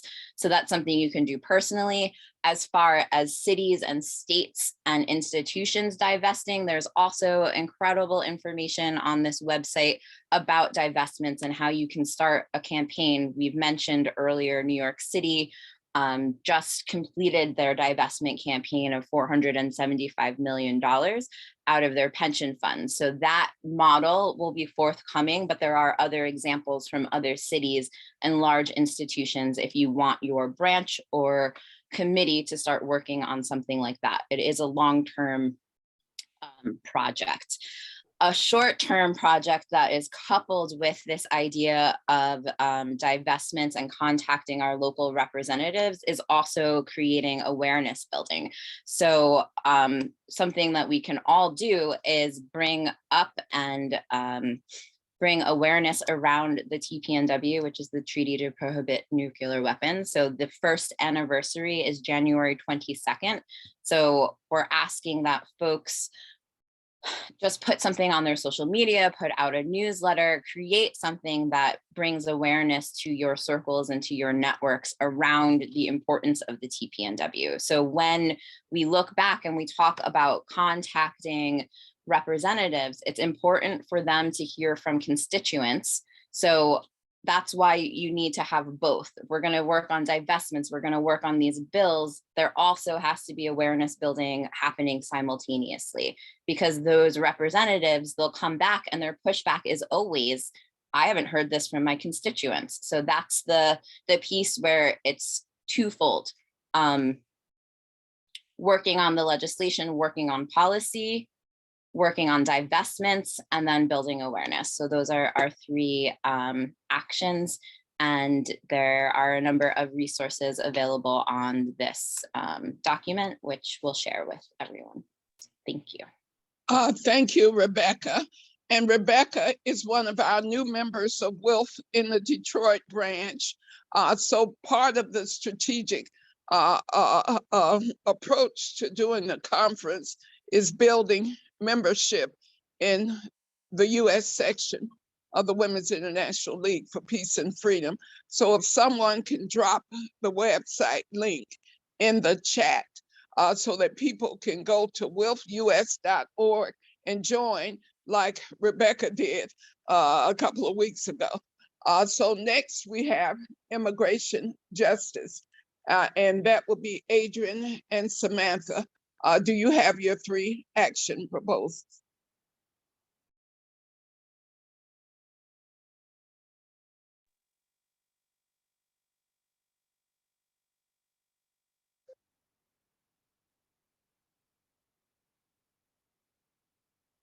Adrian, are you there?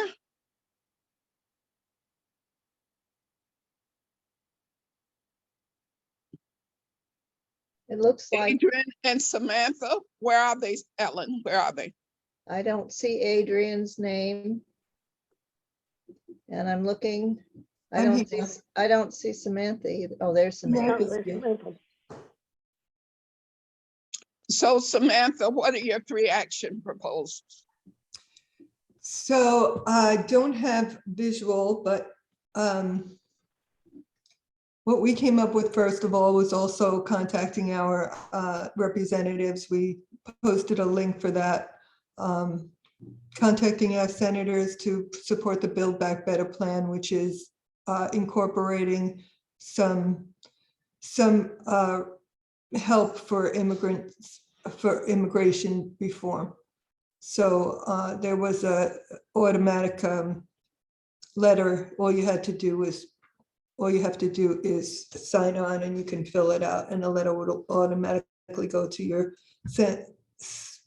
Congress people, because it is in the plan now, and we just want to encourage them to pass it for that reason. The other thing was to reach out to other organizations that are doing the work on the ground, grassroots organizations, partner with them in the work they're doing, spotlight their work, also get them help with financial support because they're not receiving any from the wide support funding that's coming.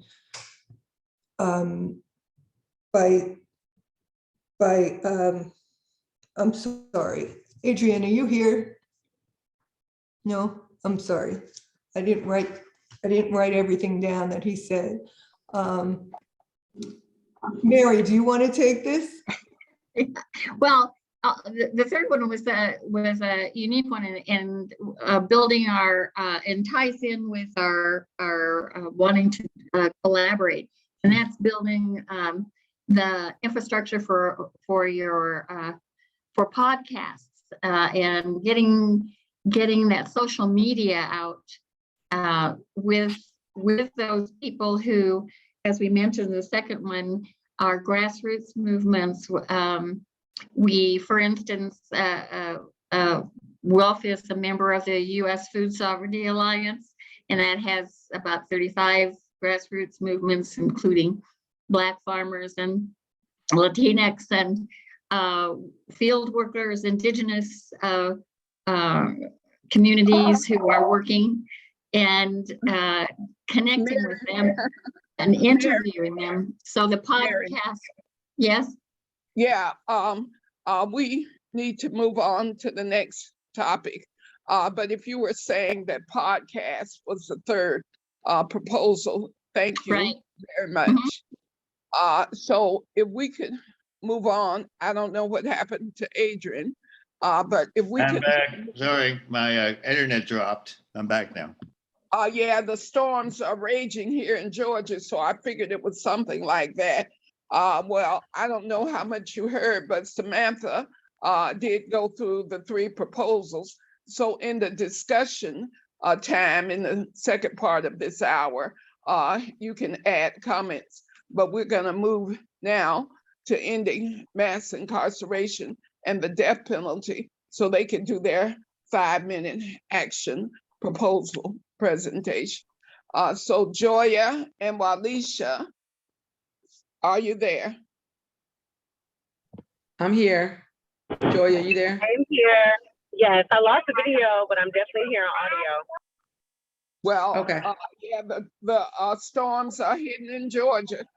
So if you could go ahead, your 5 minutes starts now. Well, Alicia, do you want me to take this one? Because I know the majority of the presentation was about reentry. No, you can go ahead. Mine was just the action item about around the reentry. Yeah, it's okay. Joya, just to be clear, yes, ma'am. It's 3 action proposals. That's the only thing you should be presenting now between the two of you. Okay, so the first thing I did propose was for everyone to plug into the Death Penalty Information Center, especially if you're just engaging into death penalty work.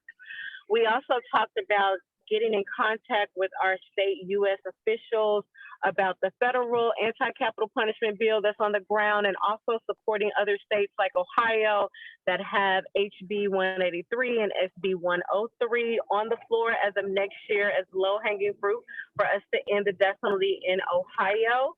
And we also just talked about mobilizing our faith communities, our social communities, and also families to advocate against the death penalty, joining local cohorts in your state, so we can loudly profess to stop executing people in our name. A lot of our lawmakers that are for the death penalty will say that they are executing on behalf of the citizens. And we know that the death penalty is arbitrarily used against people of color, people with disabilities, and also people living in poverty. So we believe that that was a great place to start with public education and also joining and strengthening cohorts that are already doing this work. So, well, Lisa, I'm going to pass it to you. And with your two, Joya, my proposal was to support positive reentry and end recidivism by engaging your local elected officials and chambers of commerce and demand that they recruit businesses that are background friendly to create true and real ban-the-box initiatives that will allow access to employment, housing, and entrepreneurship opportunities for individuals impacted by a criminal record, as well as raising the minimum wage to a livable wage. So that is our 3. Excellent, because that gives us time for discussion. And we're going to do a kind of orderly feedback, sisters and brothers. So we're going to start with feedback on the proposals from in mass incarceration and the death penalty. If you have any feedback on the 3 proposals you heard on that, if you could raise your hand, and George will recognize you for 2 minutes.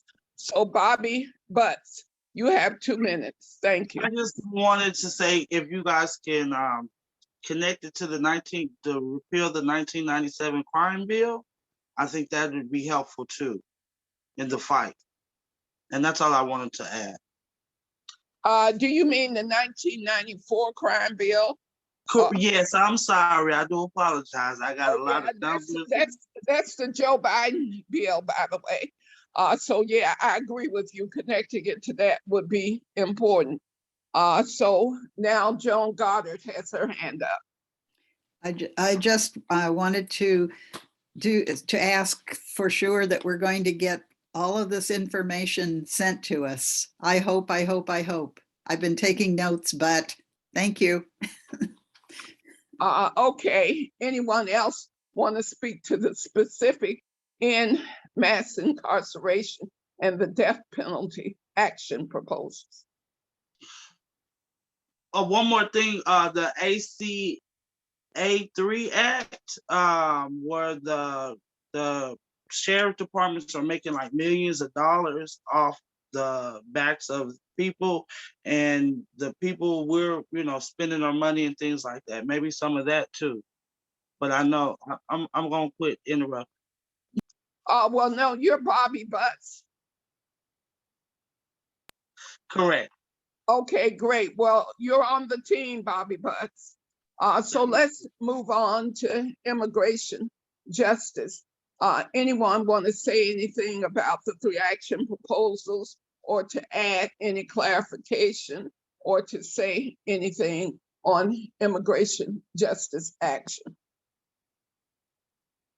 Oh, Marion Douglas Ungaro said she just reactivated her WILF membership. Isn't that wonderful? So speak, Marion, you got your hand up, speak. Thank you, Teresa. Yeah, I just wanted to have a word on immigration, and this is actually, shall we say, a call for a larger, longer, deeper conversation. I'm Black American. I'm from Washington, D.C. Both of my parents are Black American.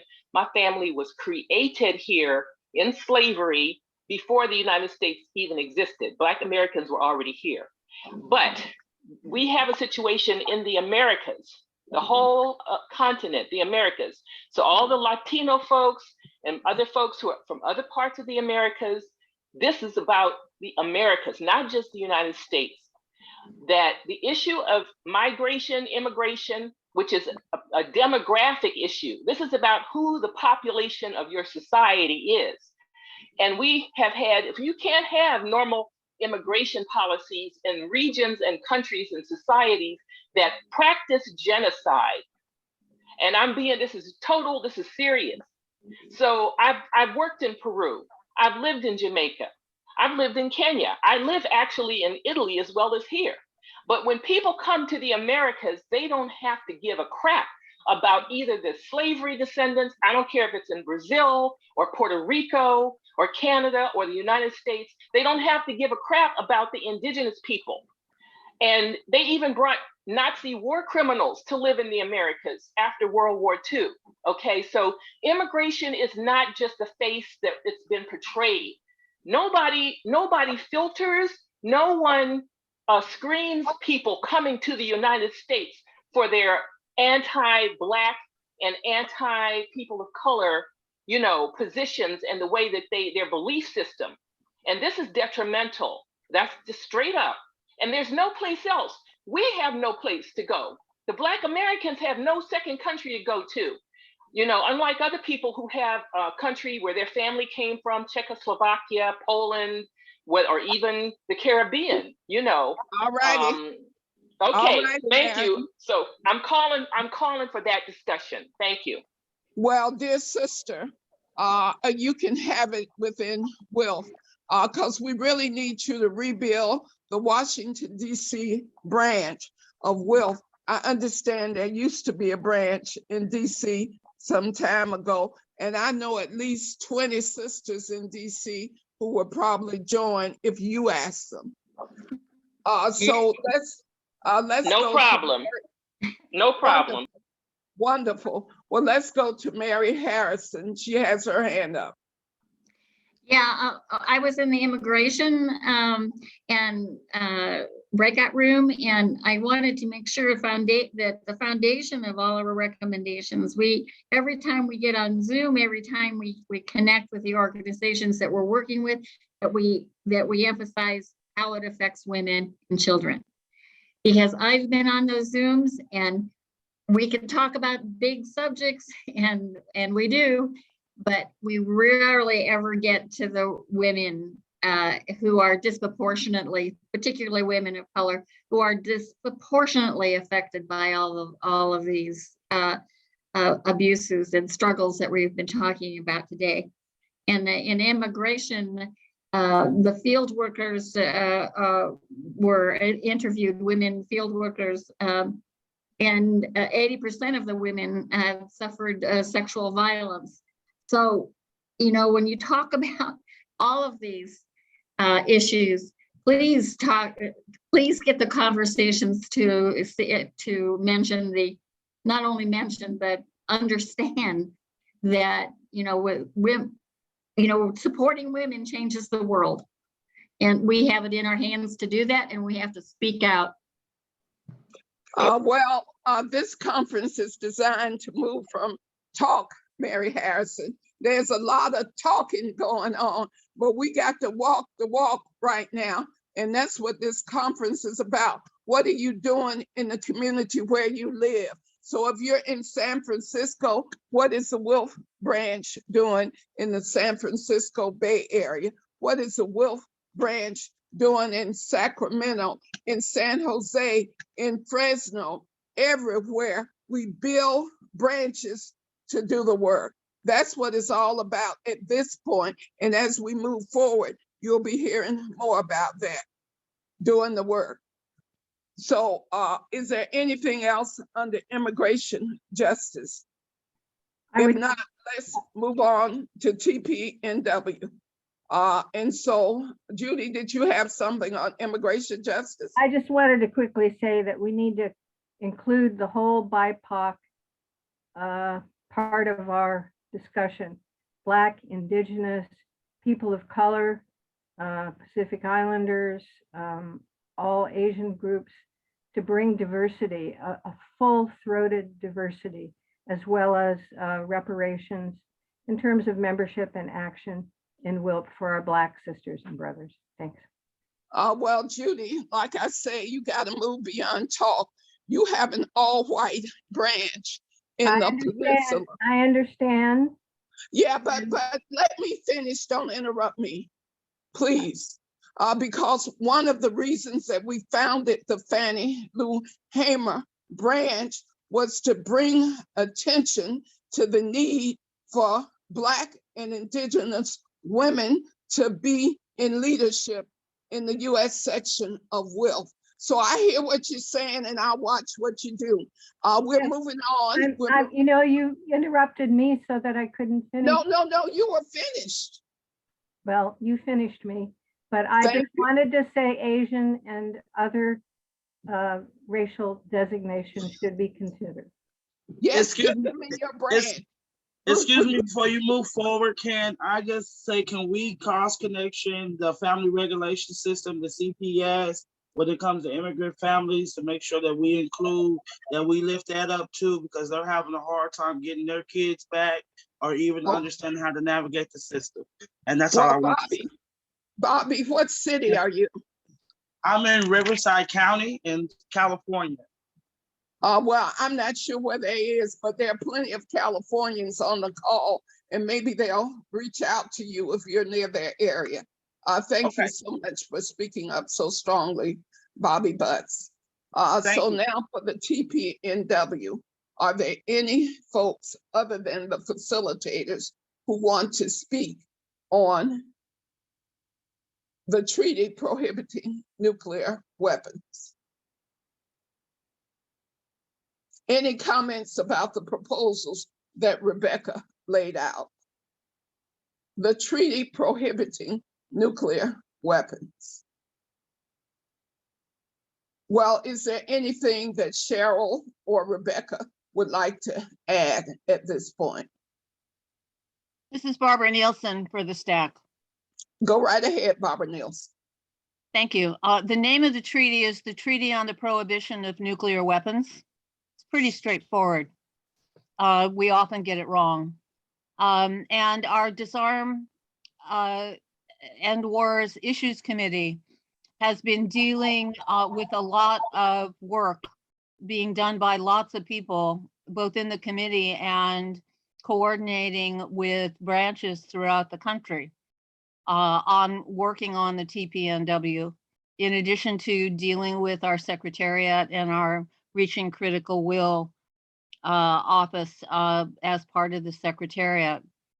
So I was very interested in the excellent presentations made by the facilitator and also by Cheryl Spencer and the great materials that are there.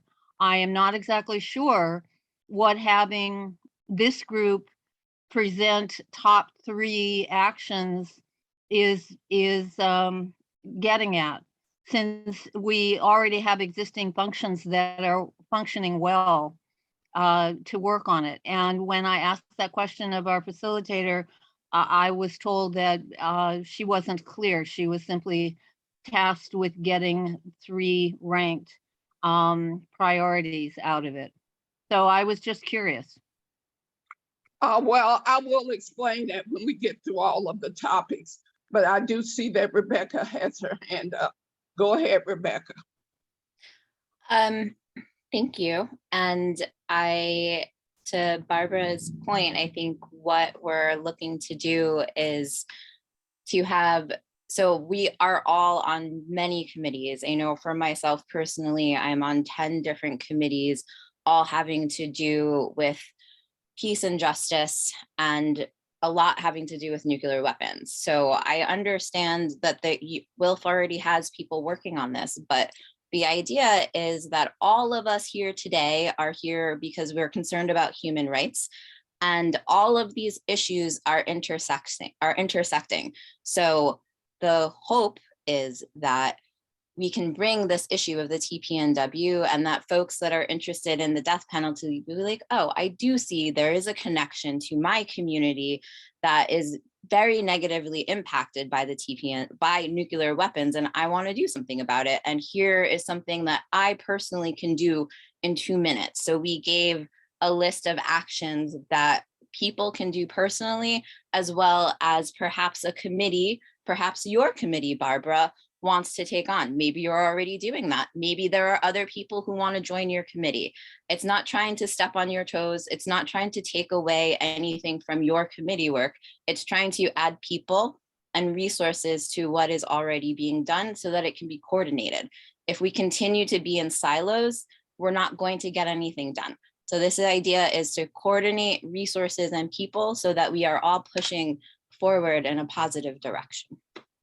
Well, thanks. Thank you. It would have been well, great if you had offered that in Barbara, response. Barbara, Thank you if very much. could stop. I'm sorry, for- Barbara, that I wasn't able to, I didn't understand what your question was, and I didn't understand well, what you Rebecca, were asking. So I Rebecca, appreciate the opportunity to respond. Rebecca, it's not up to you to answer Barbara's question. I can answer Barbara's question very clearly.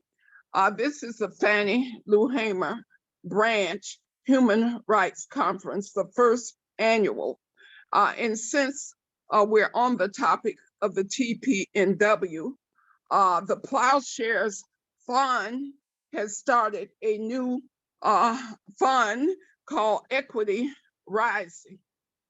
The Southern Anti-Racism Network will apply to that fund to advance the work on the TPNW, in particular, coming out of this conference, Barbara Nielsen, because what the Plowshares Fund wants to do is include some of these voices, which if you've noticed, we are overwhelmingly people of color as presenters. And that is what the Plowshares Fund is lifting up. So I asked them if they would fund the second annual Fannie Lou Hamer Branch Human Rights Conference, and I'm already working on the details of that, because the centerpiece of that conference will be advancing, and I'll get it wrong again, advancing the treaty prohibiting nuclear weapons, or I'm sorry, I'm getting it wrong if I say it wrong, Barbara Nielsen, but we all know what we're talking about, the TPNW. So if you are asking the question of how the Fannie Lou Hamer Branch Human Rights Conference connects with this subject, it's because we're trying to get more people of color aware of all this nuclear stuff that's going on all around the South. And so Nuclear Watch South is going to be a partner with us. They have a TPNW event coming up where we're all going to go into some kind of retreat for January 20th through the 23rd. Ellen Thomas has been invited to the retreat by Glenn Carroll, and I hope she'll show up. But I want to be sure to answer Barbara Nielsen's question about the TPNW and where the Fannie Lou Hamer branch of the Women's International League for Peace and Freedom is going with this project. We do have a plan. Is there anyone else who wants to speak on the TPNW topic? Well, if not, let's move to our final topic, which is the UN decade. Anyone who was in that session wants to speak on the UN decade. We had a great presentation by Tatiana, and the proposals are very clear. So are there any objections to the proposals or any additional comments about the proposals that I think we're probably going to embrace? Anyone, Alan Haber, or anyone who was in the UN decade who's still with us, would you like to speak? Thank you, Teresa. I always like to speak. Thank you. It was a very, very good program discussion. And I think one of the emphases was that the UN decade is really very understood. There are 3 years. If this was seen as a theme to develop in the public schools and in the public libraries, and also in the public events such as the Martin Luther King Day celebrations, and particularly Juneteenth, we viewed that in terms of reparations, put that on the agenda. So I think this is an excellent opportunity actually to make very good and wide contact with the local community, and we in Ann Arbor can do that, but I think every place where there is a WILF branch can bring this to the public schools, to the library, and to the African American organizations and to all community organizations. The UN is in pretty good repute, and this decade brings the situation of African Americans in America and worldwide to local attention. So thank you.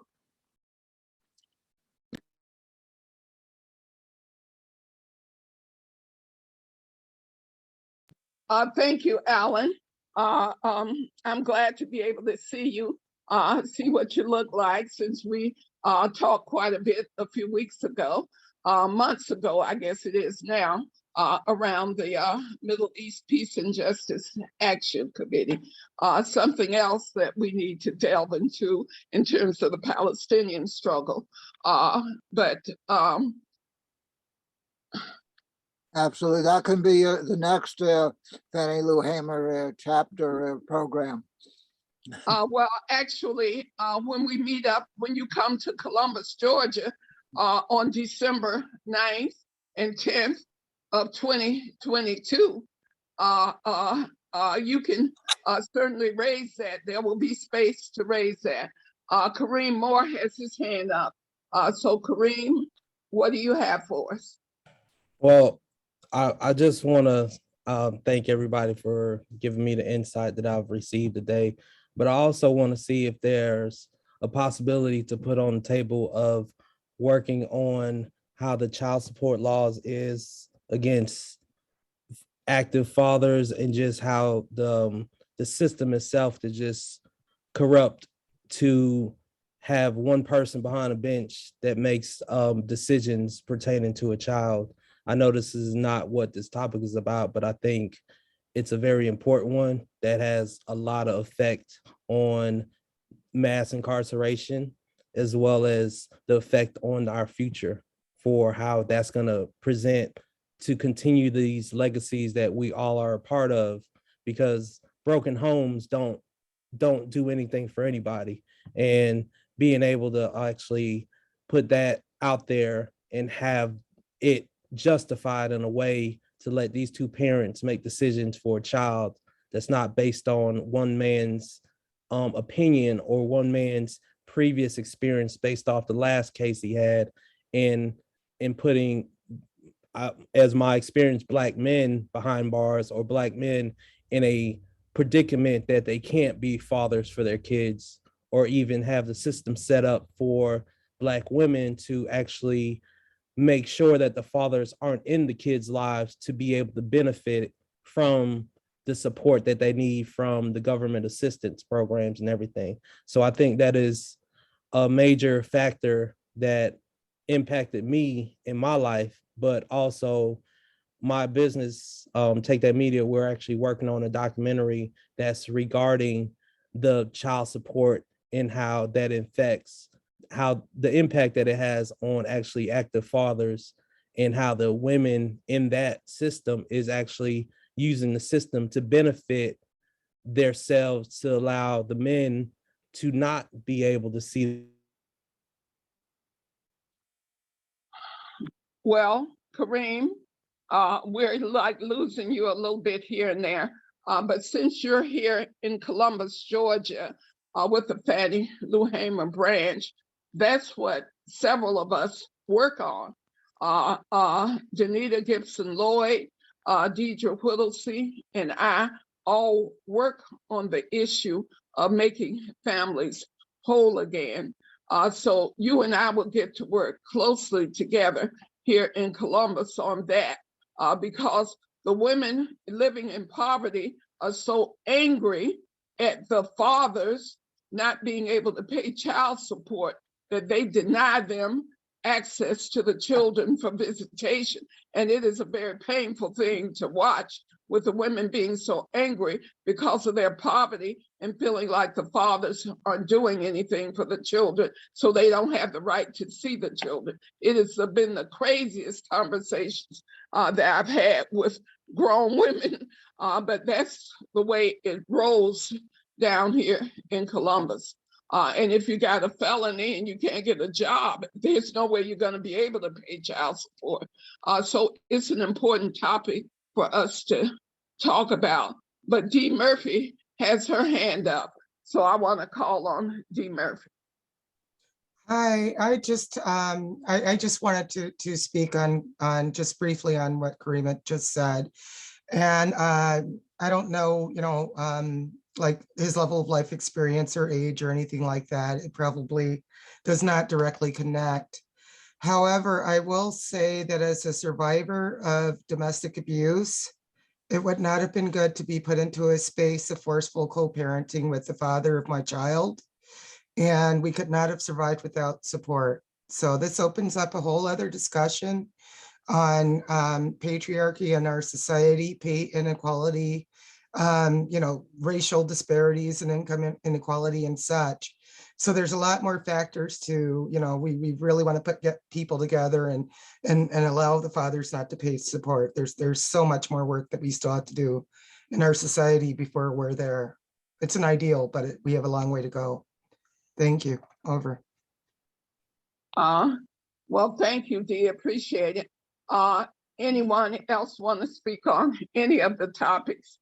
because we're at 4:41, and we do want to be able to end a few minutes before 5. And I do want to take a few minutes to talk about next steps. So Samantha Turner, please. Speak, Samantha.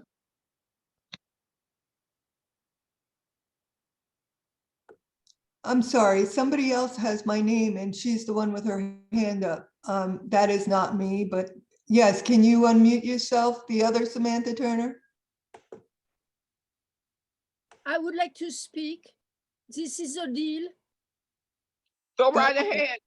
I would like to speak about the fact that the war in Yemen is still going on.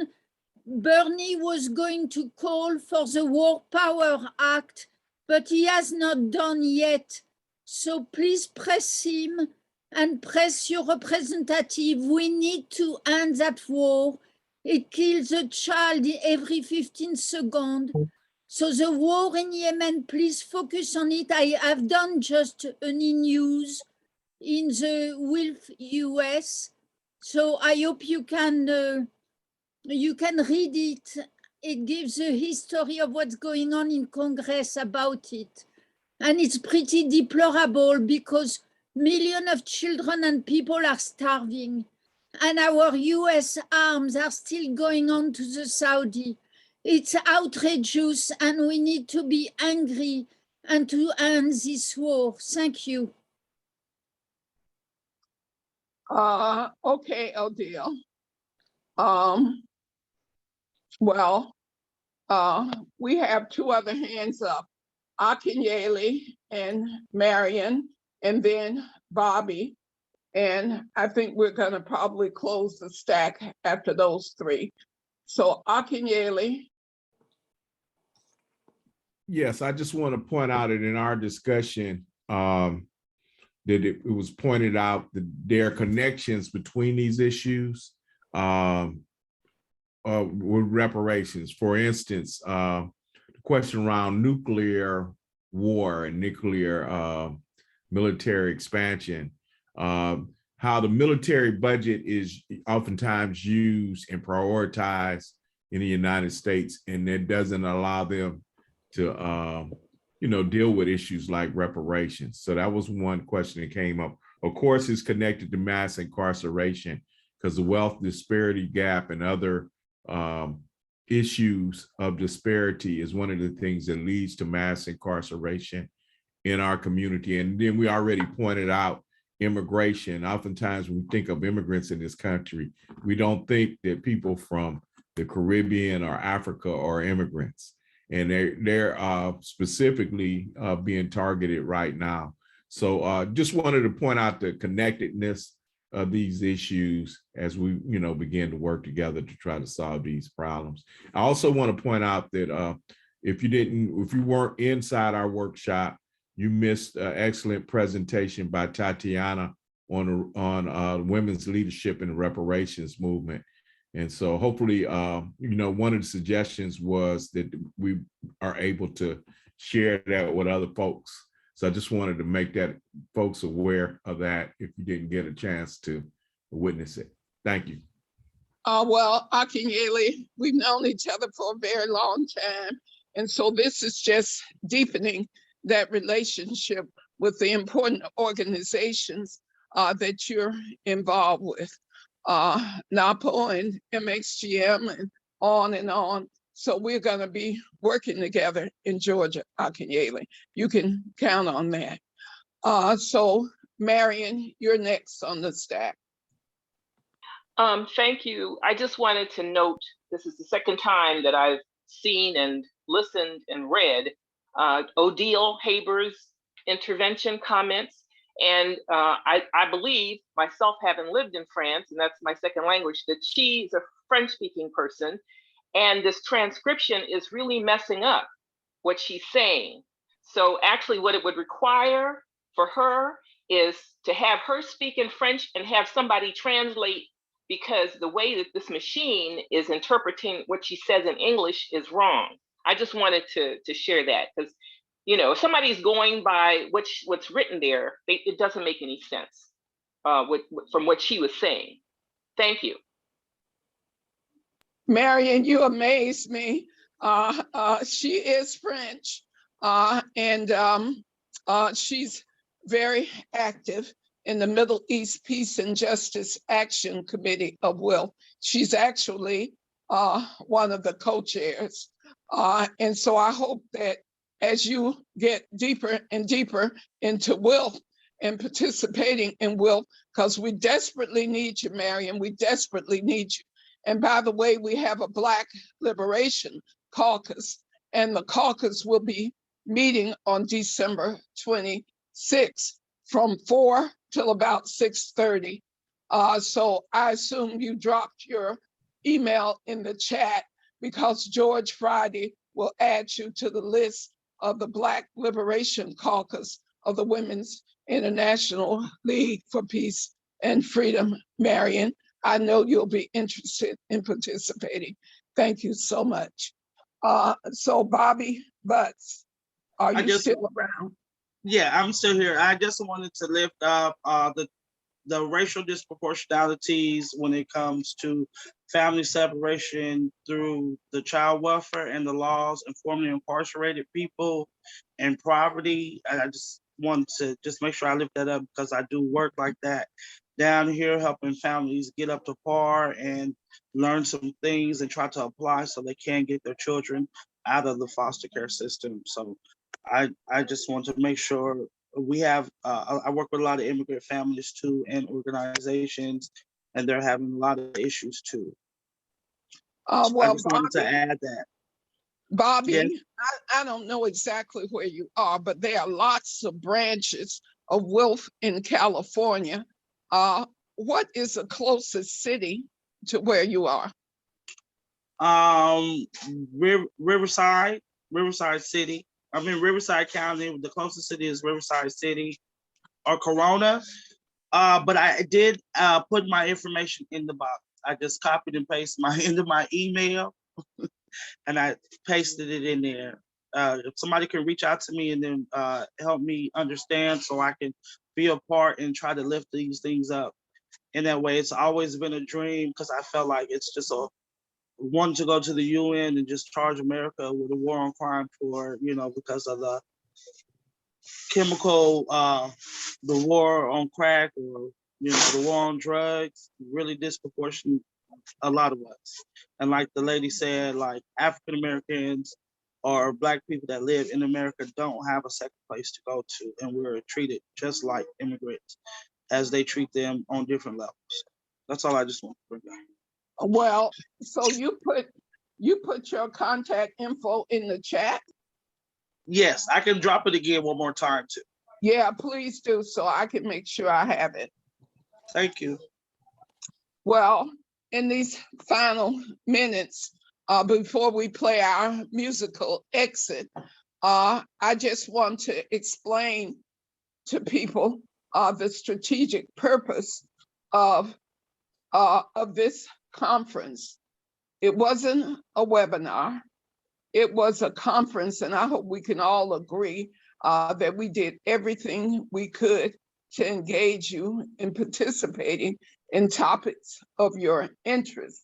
And, people are adding in other topics that weren't a part of the conference, and that's fine, because WILF is a 106-year-old organization, and it is not gonna go away, but it is in the process of transforming itself, because many of the members of WILF are very elderly. And one of the things that the Fannie Lou Hamer branch has tried to do is to create younger women and more women of color.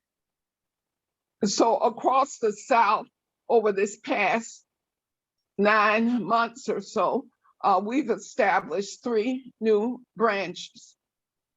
There's a Metro Atlanta branch, which has about 30 members, led by Shante McLaughlin, a 41-year-old Black woman. Sorry she couldn't make it today. And then we have the Triad branch, which is Greensboro, High Point, Winston-Salem, Charlotte area. And George Friday and Samantha Turner are in that branch. And then the Fannie Lou Hamer branch, which has a steering committee of 4 Black women. And we have Roy Bourgeois of the School of America's Watch, who is our honorary member because he lives here in Columbus, Georgia. So I just want you to understand what the Fannie Lou Hamer branch has been moving forward to recruit new members to Wealth in the South. Before we started the branch in Columbus, there was only one branch in the South. That branch is over 80 years old in the Triangle of North Carolina. Well, we now have 4 branches in the South, really 4 branches that have 10 members or more, really branches, not twigs, not 2 people, not 3 people, not 5 people, not 6 people, but we have branches that have 10 paid up members or more. So our next step from this is how do we keep us all together? So I have asked Rebecca Irby, and we will negotiate the contract, but I've asked Rebecca Irby to serve as a conference coordinator for the On the Ground conference here in Columbus. I've already started talking to the Trade Center. I know how much the rooms are gonna cost. I know how much the free valet parking is gonna cost. So we're moving forward to this time next year. On December 9th, we expect you to come into Columbus, Georgia. And on December 10th, we will have this conference, and it'll go from 9 until 5 on the 10th, and we'll have other pre-conference sessions on the 9th. The plans are already in the work, and the Plowshares Fund has been asked specifically if they would consider funding us, and the answer was yes, Cheryl Spencer. The answer was yes. So we will be putting in a concept note for tens of thousands of dollars to fund the conference and the work ahead on advancing the TPNW work in particular. So I just wanted you to know where we're going from here. And I have asked Rebecca Irby to help set up the listserv. Oh, thank you so much, Bobby, for putting your phone number in the chat. So we will be in touch. So we're at 4:54, and we always end with music. And one of Fannie Lou Hamer's favorite songs was This Little Light of Mine. And that's what we want to do. We want to leave here saying, this little light of mine, we're going to let it shine. So George Friday, if you could play the exit music. This little light of mine, I'm gonna let it shine. This little light of mine, I'm gonna let it shine. This little light of mine, I'm gonna let it shine. Let it shine, let it shine, let it shine. This little light of mine, I'm gonna let it shine. This little light of mine, I'm gonna let it shine. This little light of mine, I'm gonna let it shine. Let it shine, let it shine, let it shine. This little light of mine, I'm gonna let it shine. This little light of mine, I'm gonna let it shine. This little light of mine, I'm gonna let it shine. Let it shine, let it shine, let it shine.